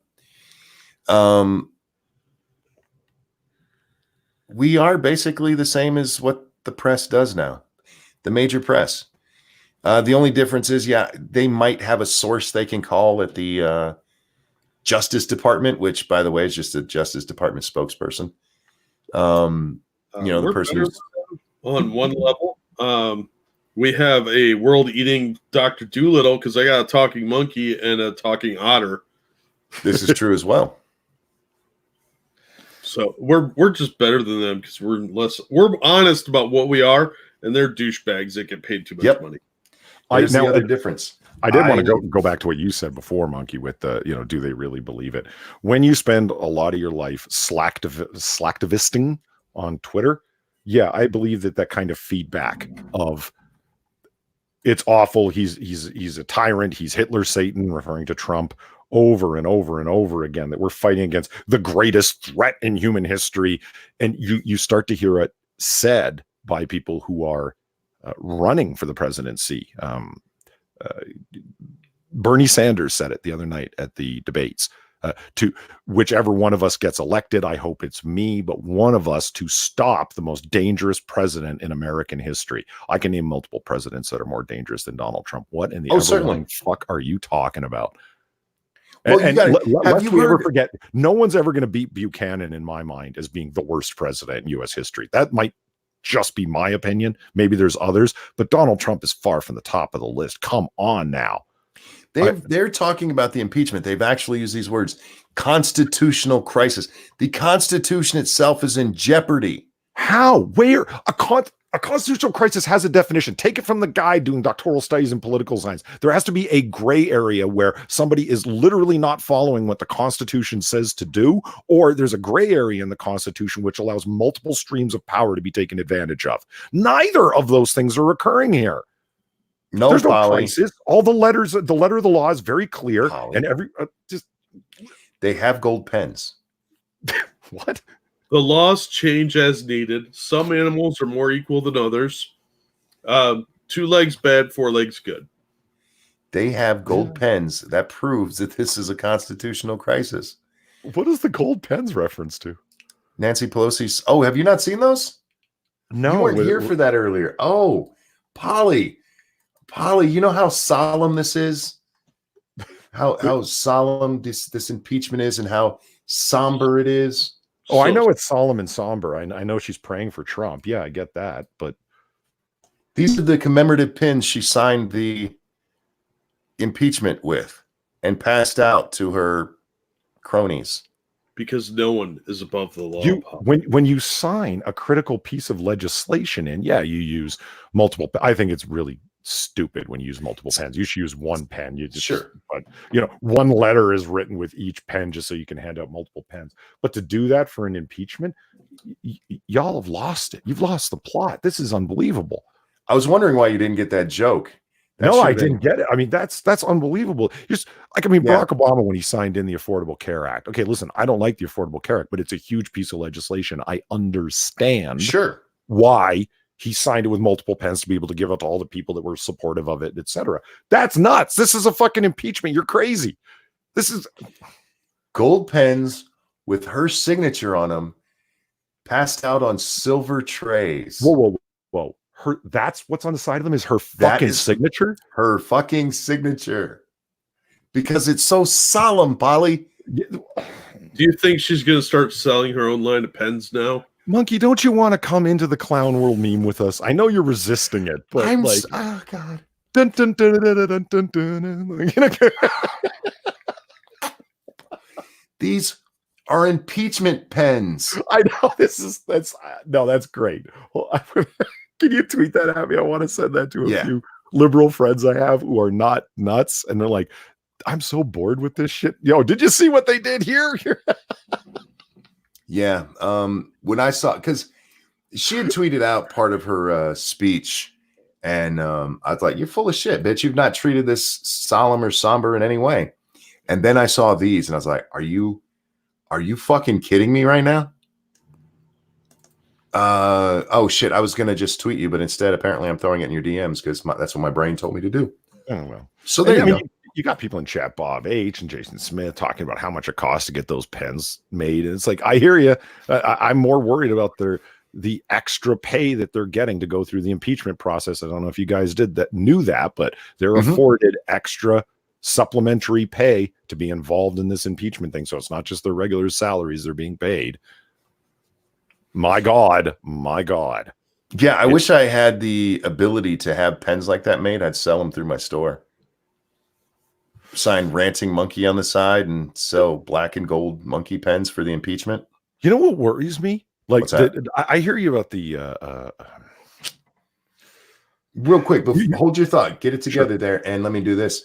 Circus Zero, thank you so much. Who says, but Monkey, she needs party favors, the party they were throwing. Yeah, I know, right? It's solemn, damn it.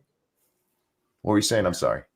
No, it like the kind of fever pitch and the level of tension it's being that's rising up. And in my opinion, it's largely egged on by news entertainers for the sake of their own fame, their own politics, and their own payment, right? With that said, the tension is still there. You know what I mean? Let's say that it's not even them. What are they going to do when Trump gets reelected if, like, oh my God, these people are good. How is it possible the guy's lied 20 gazillion times? Like, did you see her announcement today, Polly?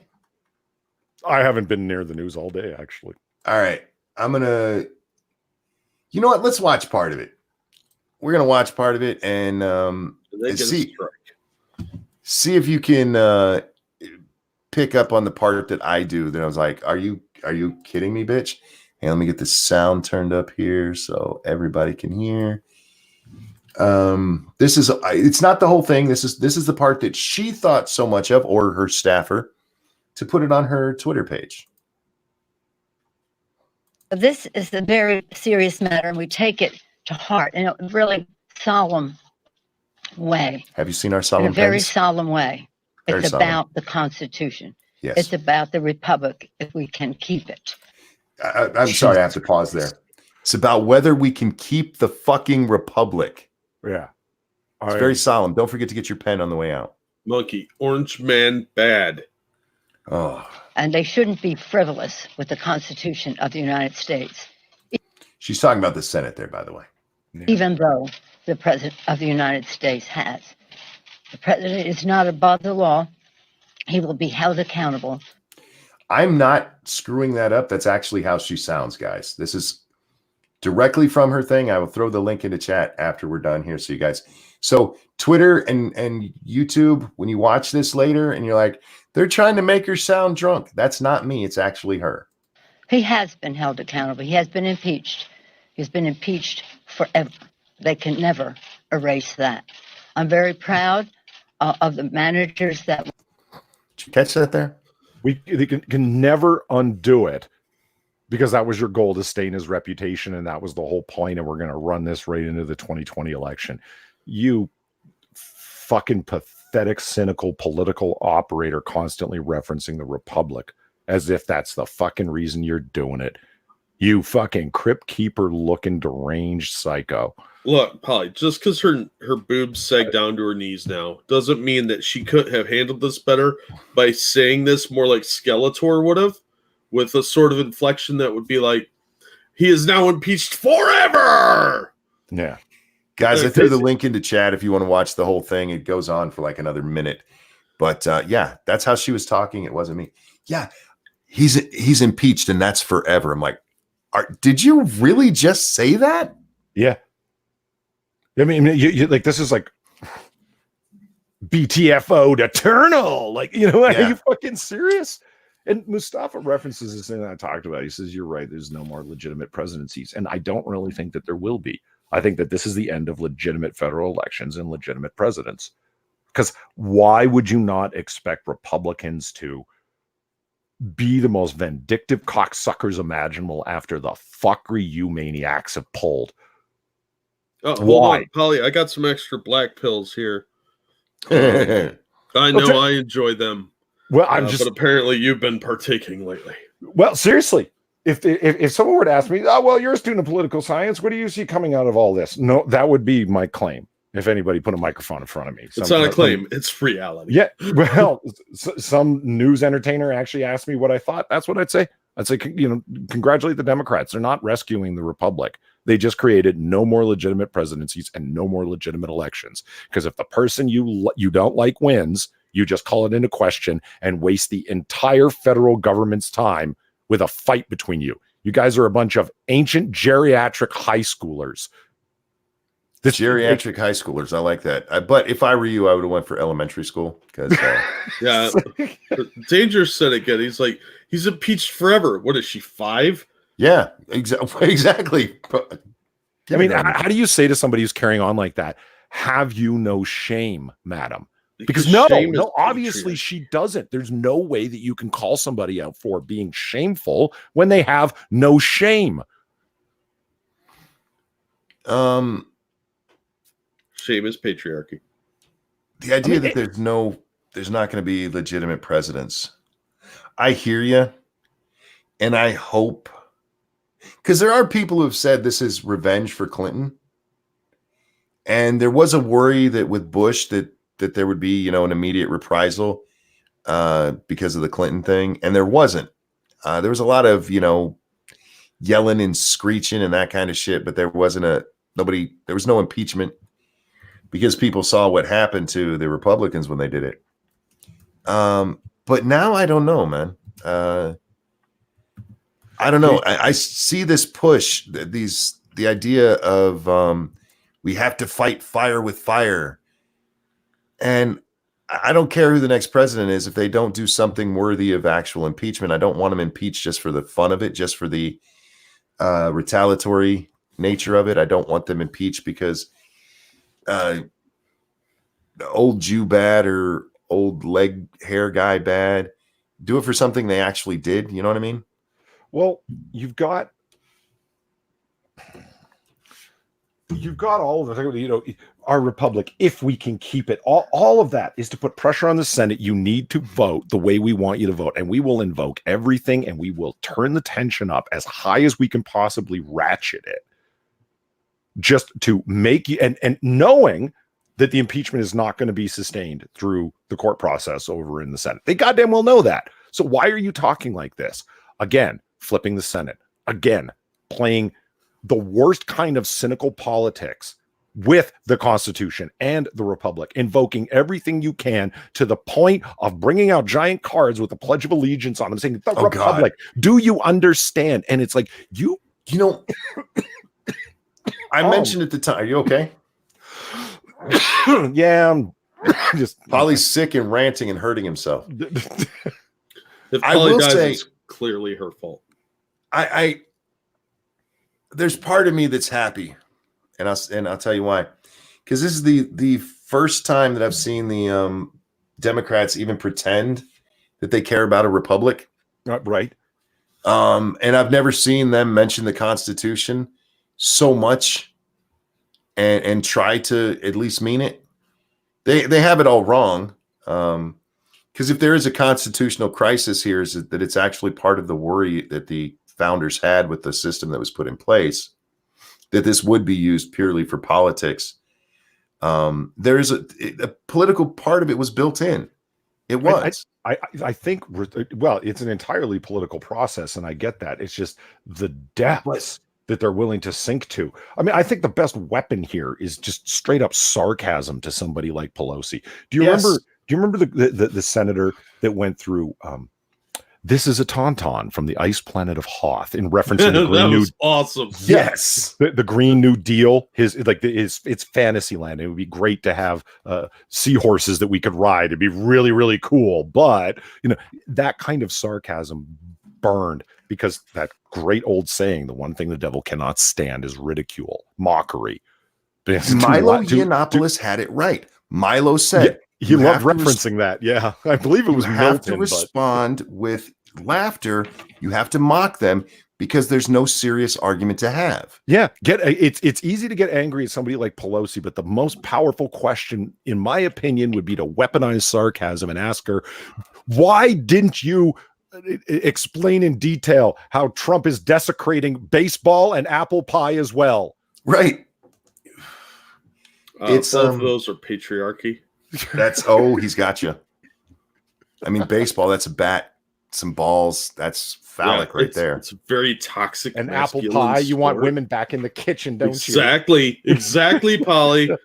Look, I think this inadvertently leads to very dangerous things, though, because they've got all these cult-like followers that believe everything that's being said to them, that are taking this seriously. There are people out there that actually believe they're living in the new Fourth Reich, and that's what worries me. Is if Trump wins in a big landslide, there's going to be some loon that takes a shot. Dangerous said, "Respond to outrage by being outrageous." Yeah, that's Milo's line, and he's right. You just can't take him seriously. You got to laugh at him. Now we have the serious discussion here, but we also poke fun because they're fucking morons. She actually got up there and said that the republic is at stake. The republic is at stake. Things are remarkably peaceful, and income is remarkably high, and the lack of explosions and the lack of secret police snatching people out of their beds at night. Things are pretty wonderful considering we're living under a horrible, nightmarish, hellish tyranny.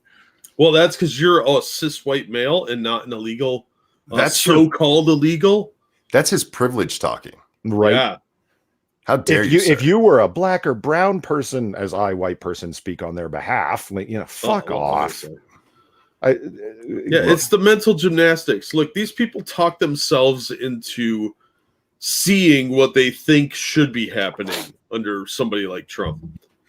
He's the most evil person in the world, so they create the mental illusion and gather up all their resources and create this dystopian nightmare that they're told they should be living in. Strange. This is going to sound strange. So hear me out on this one. Indulge me on this one. Do you not think what recently happened with the British election might be instructive for November 2020? And I know it's weird to look to the British for this kind of stuff. No, you're right. I mean, we saw the same thing with the original Brexit vote, followed by the vote for Trump. It wasn't a strong enough margin, so it was a huge beatdown to have Corbyn just get it right in the butt in the way that he did. You commie bastard, railed right out of politics, soundly. And then he put through a vote through Parliament that, okay, we are going to go ahead with Brexit by date X, January 31st. Well, that's what I'm saying. And it goes through resoundingly because of the mass, all of the sections turned. Go ahead. Put the fucking commie Bernie Sanders up against Trump. And no, I have faith in the American polity. He will get destroyed. Real quick, I want to address this. Sorry, I don't mean to cut you off, Polly, but before it gets off, Mustafa said, like, for real, I think the stop is an assassination attempt. You're wrong. If there was an assassination attempt, you'd have some unity, but you'd have a whole lot of people out there, a whole lot of them, explaining why it was either okay or why they don't support it, but they understand. Yeah, in the era of Trump and the rhetoric that and push, that's exactly the kind of thing that he has brought on to himself. Yep. Now, I'm not saying I support it, but it's not like there was an attempt to assassinate a bunch of elected leaders while playing softball or anything. Well, that's just it, though. Like, they downplay the bad things that their side does. And I think it's very, very dangerous. And I think somebody, if he gets reelected, is going to try that shit. And it's just going to wake up a lot of people that are kind of not paying attention. And they're going to be like, what brought this on? But it's too late. I honestly think that they're creating such a divide that people are so isolated in their little echo chambers that they're getting more and more entrenched. What I think is going to change it is kind of what I think Polly was getting at there. If you looking at the instructiveness of the Brexit vote, if you go back to the original one, that was a pretty close vote. Certainly closer than this British election they just had. And the first Donald Trump getting elected, I mean, he lost the popular vote. That's how close it was. It was a landslide electorally, but he lost overall in the country. Now imagine this happening. Imagine Donald Trump wins by a fucking, not just electoral landslide, but a popular vote landslide.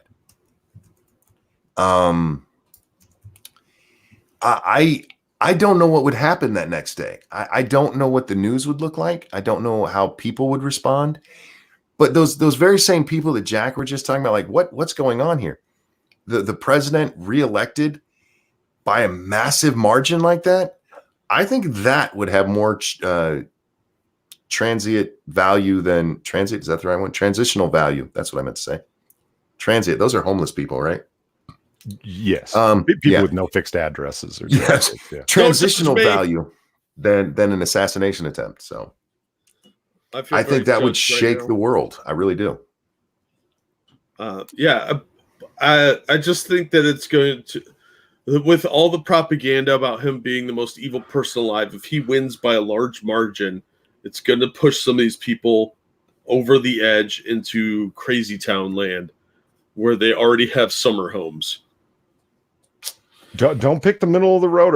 I think it's going to be Biden, but don't pick Biden. Put somebody that's like an actual socialist, so you can have two disparate ideologies up against each other in terms of governance. The government should pay for everything. We're going to tax the shit out of fucking everybody to make it happen. We're going to go full fucking commie versus Donald Trump with free market system, American market system. Yeah, I've been saying it from the beginning. I think it's going to be Warren. That's who the media loves. Real quick, thank you, Frank, who says, would the Cali law actually be held up? Which Cali law are you talking about? The votes, popular vote thing? Yeah. And if so, yeah, it would be held up, Frank. They're allowed to decide how they distribute their electoral votes. And Sad Boy, thank you. Ooh, Polly, you suck. Play Dark Souls, then I'll forgive you. There you go. Polly should not play Dark Souls. I will not apologize for cussing out communism if that's what you're worried about. I don't even know what it is that I did, but okay. Me neither, but you're a novice gamer. You do not want to play Dark Souls. Oh, God, no. It's an awful game. Fair enough, but ooh to you too. I'm just throwing that part of it out there.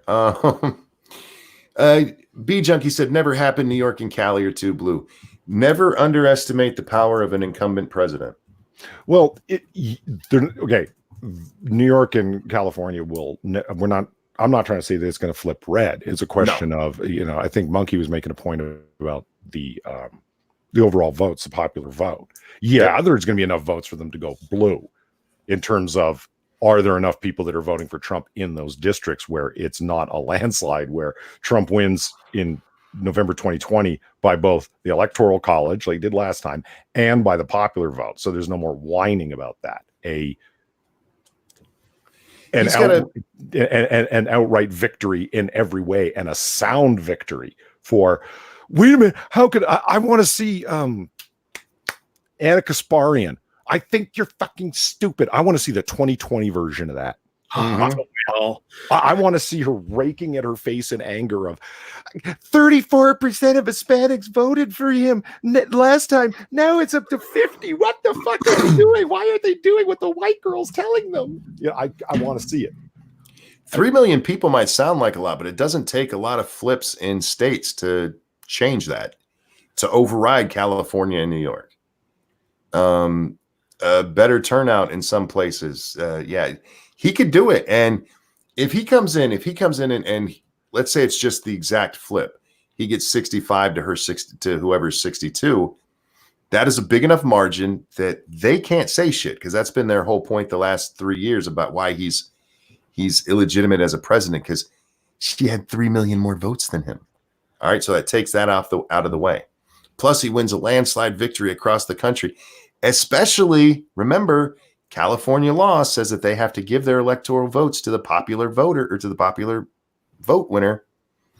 Well, so what I think is key is I'm not interested in what they're going to say the day after. I will listen to it. I'm interested. Well, yeah, I mean, I will listen to it for entertainment value. But what's of actual interest to me is the demonstration to the American polity that, holy shit, wow, it's a lot of us that think these news entertainers are fucking nuts and they're feeding a false narrative. And we're tired of what they're doing in Congress, constantly trying to impeach this guy. We did it forever and they can't undo it, and blah, blah, blah. Is I want to see that move against them. To the best thing that they can think to say now is, well, he's still an illegitimate president because Putin helped him into power. And people are like, oh, shut up.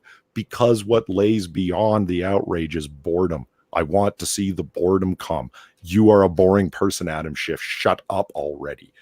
Only the smallest group of hardcore morons are still listening to you. And I think that would happen with a strong, like, British style vote for Boris, and Jeremy Corbyn becomes politically untenable as a leader anymore. That's what I want to see happen to the DNC. They need to be shook up and stop with this. Let's rush far on into communism, because that's what everybody wants, even though the polls tell us our own voters don't want that. Oh, they don't know what they want. They're stupid. Look, I'm hoping it's Bernie. I think Biden has shown enough chinks in his armor that it could be Bernie now. Whoa, I don't think it'll be. Where'd these Asians come from? What's that? Where'd these Asians come from? God damn you! They were the yellow things on his legs. Sorry. Well, Brownco Boaz says, I want Chunk to push that vein on her forehead to see if it makes her pass out. Oh. Well, Chunk won't be there because he'll be at campaign headquarters for Chunk 2020. Jack, check your Streamlabs, man. Thank you, Evolved Potato, for the donation. From what I heard, the giving the vote to the popular vote only comes into law when there are enough states to hold a majority. Oh, is that what they put that in there? That's not how they were saying it in the news things that went out. It was amazing how many states were basically turning over their votes to California. Yeah, California pushed this thing. And a whole bunch of little states are like, yeah, that makes sense. Why don't we do what California says? Because we never read the Federalist Papers. Yeah. You fucking morons. Anyway.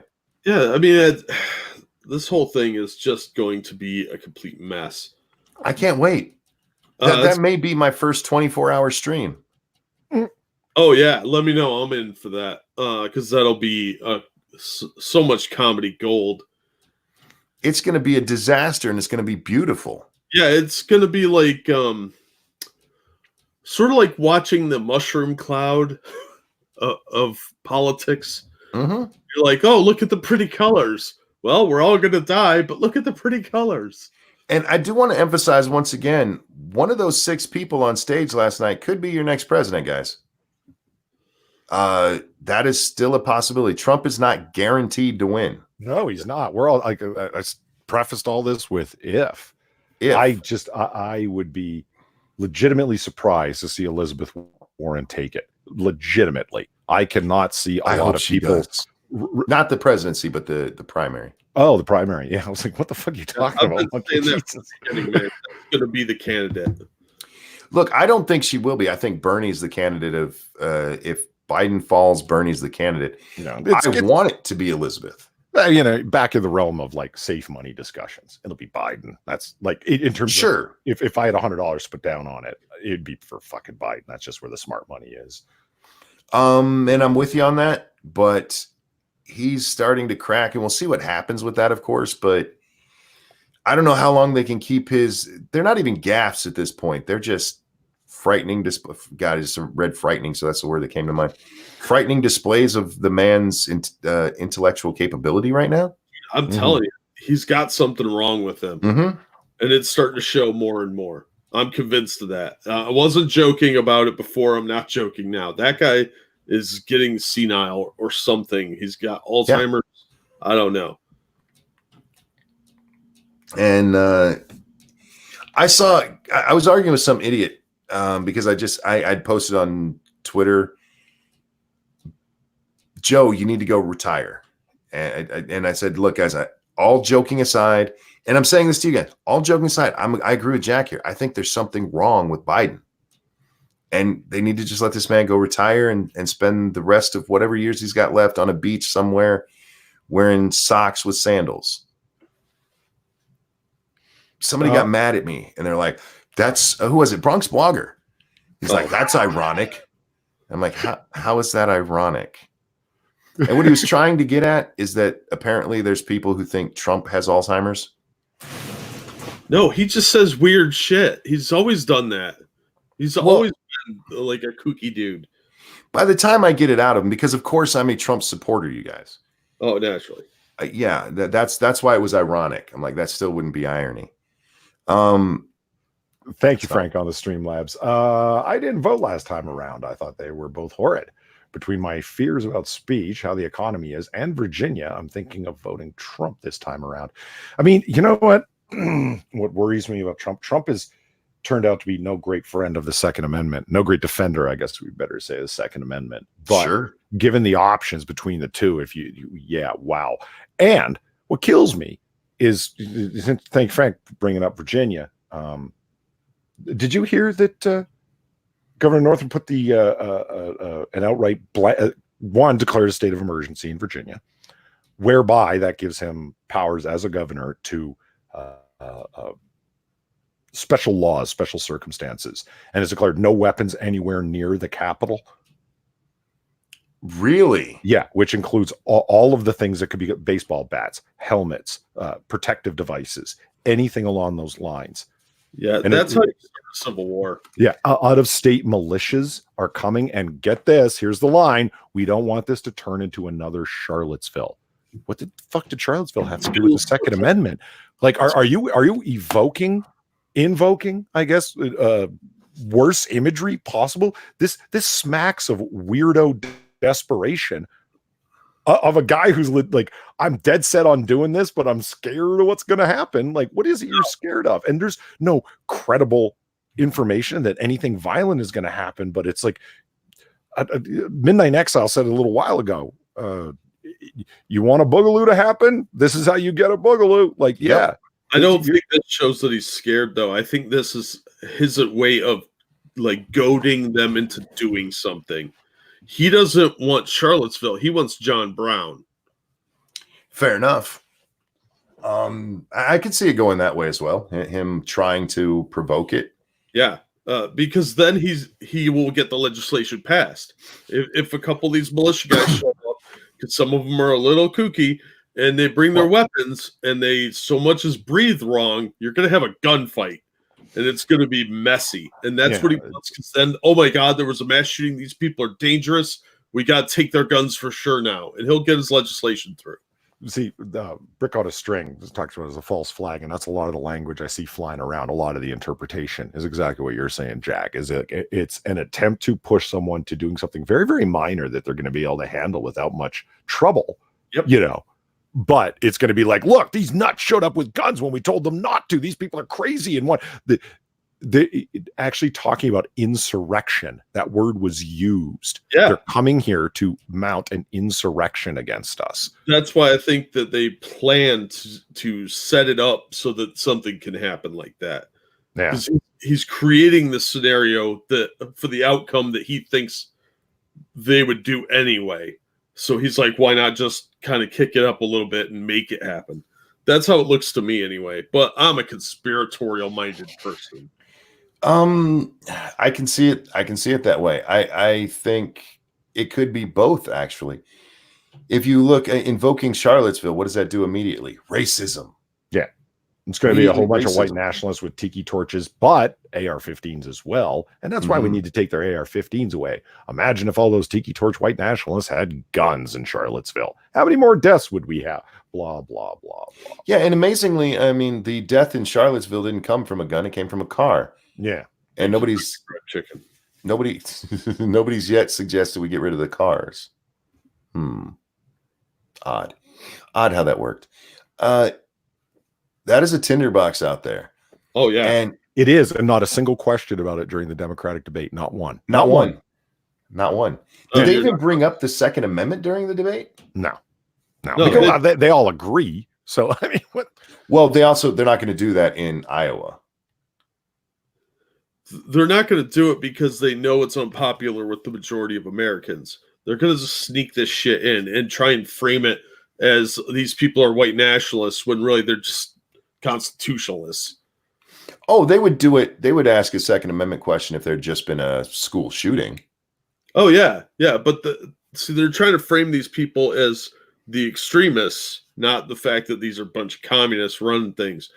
But any Second Amendment advocate is going to be labeled as a white nationalist. That's what their ultimate goal is, because that's the topic of the week, is all the evil boogeyman white nationalists.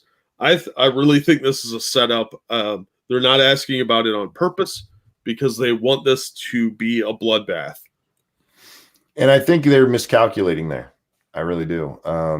This isn't Ruby Ridge, something that people didn't really hear about at the time and became a big deal afterwards, where the government's like, "Oh yeah, sorry, we fucked that up." If something horrible pops off in Virginia, the majority of the American public is going to be, "What the fuck was going on in Virginia?" They're not aware, man. Yeah. No, and I get that, but it'll become aware real fast. If it starts in Virginia like that, it's going to be a major deal. It's not going to be Ruby Ridge, for those of you who know the story and stuff. It was still a very minor event. It was just the family, and their friend.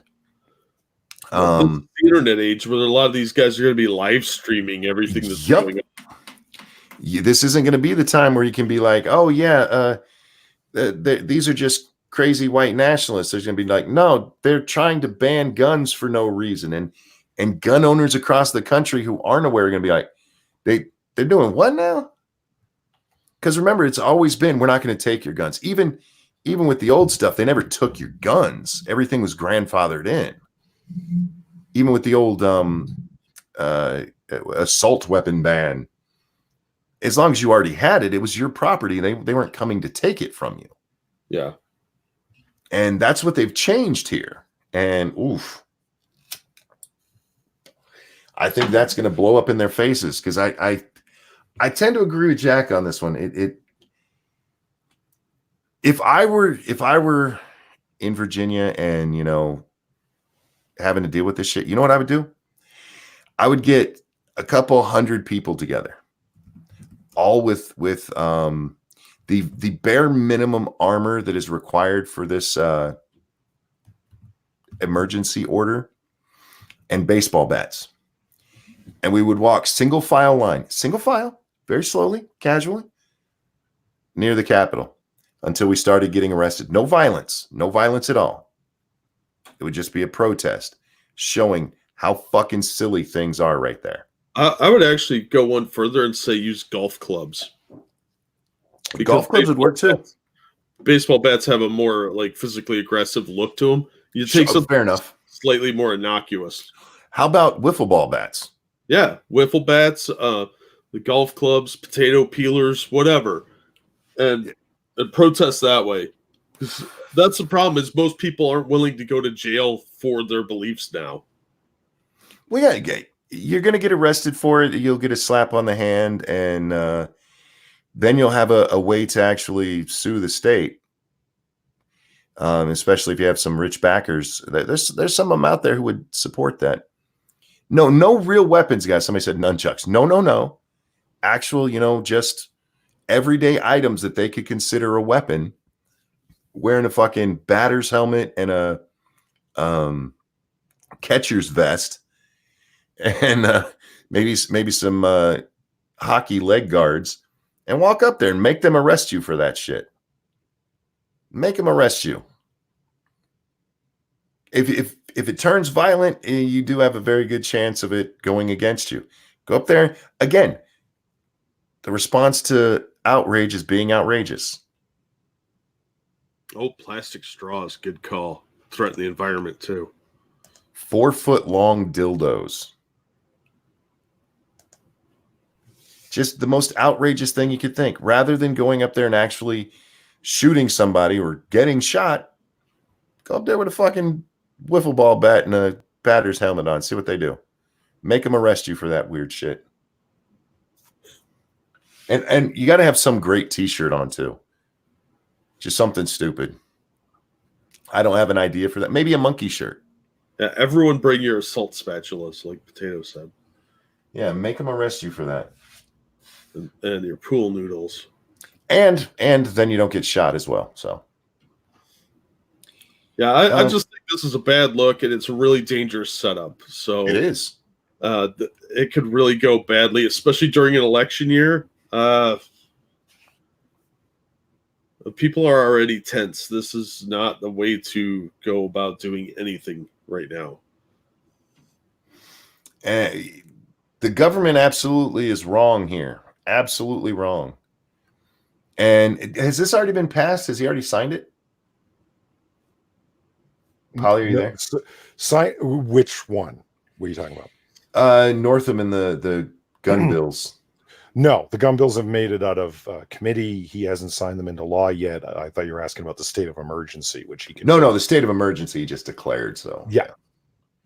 So as soon as he signs those into law, those should be fast tracked to the Supreme Court. I think the Supreme Court would accept the fast track on that, because that is a blatant violation of our rights.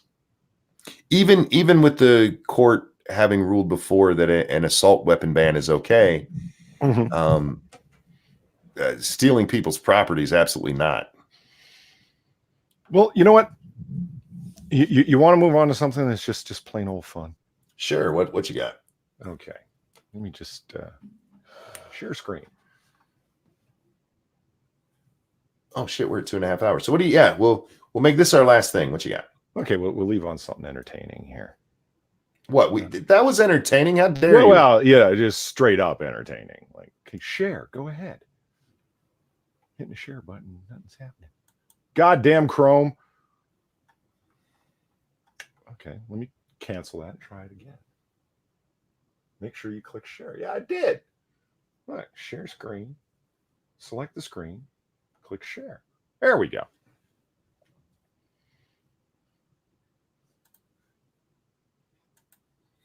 What am I looking at here? Okay, so Cardi B. Oh, I was going to bring her up a moment ago because she doesn't believe in the Second Amendment, yo. No, she does. And you should read her explanation. Her Twitter is gold, man. I love it. This is where it started a few days ago for me. Wait, well, today a story came out that says Cardi B says she doesn't believe in the Second Amendment. Or sorry, doesn't believe in the right to bear arms. Well, she says that she does, but we'll get there in a second. Hold on. It's almost there. Okay. I do feel like if I go back to school and focus up, I can be part of Congress. I dead ass have so much ideas that make sense. I just need a couple of years of school and I can shake the table. She dead ass got ideas. Okay, now hold on. She dead ass got ideas. Dead ass. Okay. So as you go up, it's like, let me tell you something, because every time I post something, anything political, I get attack all type of crazy. If you are a conservative and if you support a opposite party, that's okay, unless you racist. We can get into friendly debates on here, voice your opinion. Okay, it kind of seems that way, right? And it's like, okay, and I'll voice minds. However, don't try me and don't take my kindness for weakness. I be violating. I don't really like being on that type of time. We grown. Let's be grown. Let's teach and learn. And it's like, all right, because people. Let's be grown for shit. When you dead ass having ideas. She dead ass has ideas. Now let's talk about her. Grown a lot. Well, when you're a former stripper and former escort, and then become promoted through record labels to become like the greatest artist of all time, that's just fucking fantastic. I'm dangerous here. He said she's still more coherent than Joe Biden. So somebody named Chronicles of Man says to her, "We cool, just don't touch my guns." She says, "Listen, I do believe we have the right to bear, B-A-R-E, arms." She's not into sleeves. Okay. We have the right to bear arms. However, I do believe in order to get a gun, we should get mental checkups, proper training, and an older age limit to own one. If the proper age limit to drinking is 21, because these kids can't handle their liquor, how can they? Now, keep in mind, if these kids can't handle their liquor, et cetera, right? So we're just going to scroll up a little bit. Bear arms. Okay. But owning a gun is a constitutional right, just like free speech, someone points out to her. And she responds, and it can also get prohibited like the time alcohol was. But guess what? It was allow again with regulations and strict rules, and now people drink responsibly. Winky emoji. Wait a minute. Wait. Do they? You just argued that people do not drink responsibly at age 21. And now the regulations are in effect. It's almost like people who want to break the law are gonna break the law. Weird how that works. Now, I think we're burying the lead here, because she said that you have the right to bear arms. That is very Islamophobic of her, because you have to wear your trash bag everywhere and cover all your sexy bits, like your arms. And nobody's hitting her up with the truth, like the reality. But You could be 18 and join the military. And I'm all for what you're saying, but it goes hand in hand. She responds to join the military. You need proper training and follow rules, right? They do evaluations check to get in, right? If you don't qualify, you get kicked out, right? So if you don't get training and you don't follow proper rules and don't qualify to own a gun, you shouldn't have one. Now, hold on. Cardi, let's talk just for a second about the 3 places with the highest gun crime in America. Okay? They are New York, Illinois, Washington, D.C. Let's go 4. California. And specifically, Chat is lit up right now. And specifically, it's Los Angeles County of California. And what are the places with the 4 highest levels of gun control in America? Not including Virginia, because it hasn't happened yet. Right? It's the 4 places I just fucking named. A short while ago, it was like a week ago, Washington, D.C. had 9 people dead in 9 days. Hey, they have outright gun control like you wouldn't fucking believe. Is it, what are you talking about, Cardi B? And you want to talk about, like, these are the death, like, and she's talking about, like, these are my brothers that are dying. Yeah, I understand that. But you're talking about policies that will not, it's not mental health that is the cause of firearms violence. Wait. In Black communities, seriously, that's what you're chalking it up to? First of all, Monkey, you missed a super chat. Second, it's her brothers. How many times did her dad go out for cigarettes? All the time. He was always getting them. I didn't miss it. I have it paused right here so I could read it when he was done. He's like Scribe. He's very long-winded sometimes.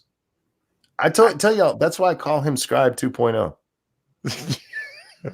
You call me Scribe 2.0 because you're hoping to get my goat. No, I actually, the first time I said it, because you did something that was very Scribian, and it just reminded me of it. So I said it, and then it really annoyed Scribe. So that's why I keep saying it. You know, I clearly remember the first time it happened. You called Scribe Polly, and it pissed him the fuck off. So you kept running with it. Don't lie. No.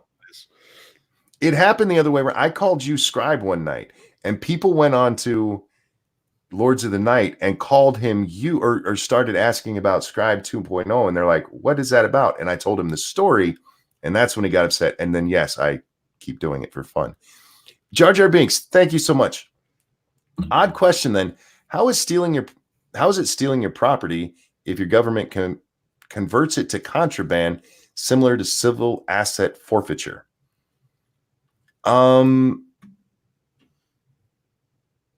You're talking about like when the government takes your money and your house because you were doing drugs. I don't find that right either. I think that's probably unconstitutional as well. But yeah, they have so much money, they're not going to do anything about it. And the few times it's been challenged, there are times it's been challenged and it's been overturned. People have gotten their shit back. But there's a difference from you breaking a law and them taking your stuff and you sitting in your house and they change the law and them taking your stuff. Those are different things in my mind. I was talking out the gun. I feel like you're probably text to type and it's not working right. Why is it that Polly and Scribe are never on the same stream? Clark Kent, Superman, anybody? Yes, Jason. I've never talked to both of them at the same time, except for the times they've been on Lords of the Night and this show together. So you're right. But that may have been a clever illusionary trick. You can have 2 computers. Yeah, Polly is a bit of a wizard. So, did you guys end up doing a comic book curation? No. Do you have any idea when it might be back, or is it not coming back? I was talking to Quiz about doing it tonight, actually, about doing it tomorrow night. But I have plans tomorrow night, so that's not going to happen, unfortunately. But it is something you guys are still planning. Yes. Cool. Okay. Just letting the people know, because I'm going to wrap this up here in just a moment. Mm-hmm. And I know somebody had asked about that last night, and it just reminded me. And we had a game stream after the stream tonight, so I wasn't trolling, seeing what was going on. I like to ask things, you know. I like to probe. Mm. I'm a prober. That's why I got 3 kids. Lady Monkey got mad at me today because I said we need to have a kid. We're walking through Walmart, right? And there's this black family that has this brand new baby. Yeah, it was 6 months old. She was so goddamn cute. You're not allowed to just pick up other people's babies and just snuggle them, or I would have. She was so cute. I said to Lady Monkey, we need to have another one. And she goes, no, we don't. I'm like, damn. You got a little feisty about that. Factory's closed. Everybody got laid off. They did. And I was the only worker. Oh, Polly got himself a date. 80 prom music starts playing. Yeah. Some Peter Gabriel. Confirm Monkey's an alien. He likes probing. I see what they like about probing. I'm not gonna lie. I have a probe and I use it when I can. All right. Ladies and gentlemen, we're gonna wrap it up there. We are at 2 hours and 40 minutes.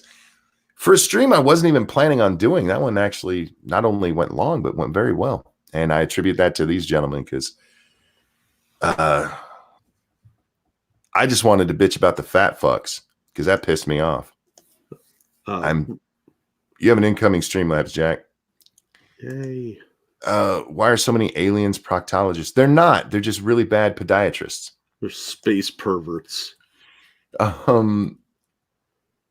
Ladies and gentlemen, thank you so much for coming and hanging out with us tonight. Thank you so much for the donations. I really, really do appreciate those. Appreciate all the support you guys give us, watching, sharing, donating. You guys are amazing. Best audience ever. Jack, anything you want to shill? Yeah, I'll throw a link to my latest video in the chat. But first, I want to thank Circus Zero for the donation. Cardi B a few days ago. I'm moving to Nigeria because of Trump. The next day, I'm going to run for Congress. She dead ass could. Yeah, that's so true. She got dead ass ideas, yo. Thanks for all the donations. You guys are great. Thanks, Circus Zero. There's a link. Appreciate it. Polly, is there anything you want to dead ass shill tonight? Check out my channel. Fun things go on over there. Yay. There you go. Tonight at 9 p.m. Eastern time, we're going to dead ass be on Satsu 2 Cents' channel for more Lords of the Night. We'll be doing a game stream over on 2 Cents Plus, dead ass right after that. Am I dead assing right? I'm not sure exactly how to use dead ass. I've been sitting in this chair so long I got dead ass. Well, she knows how to use dead ass, all right. Ooh, Isn't she the one that admitted to robbing people? Yeah, I think so. She used to steal from guys when she was a hooker. She dead ass should be a congresswoman. She's got practice. She'll fuck you and steal from you. Sounds like a congressperson to me. Yeah. Ladies and gentlemen, thanks for coming and hanging out. Jack and Polly, thank you guys for joining me. Everybody, enjoy whatever day this is. Polly, you're supposed to check your Streamlabs. Thank you, Circus Zero. I will get us Streamlabs. Well, there you go. Thank you very much. Greatly appreciated. Guys, we'll see you next time. Have a good one. Bye. Laters. This is my dead ass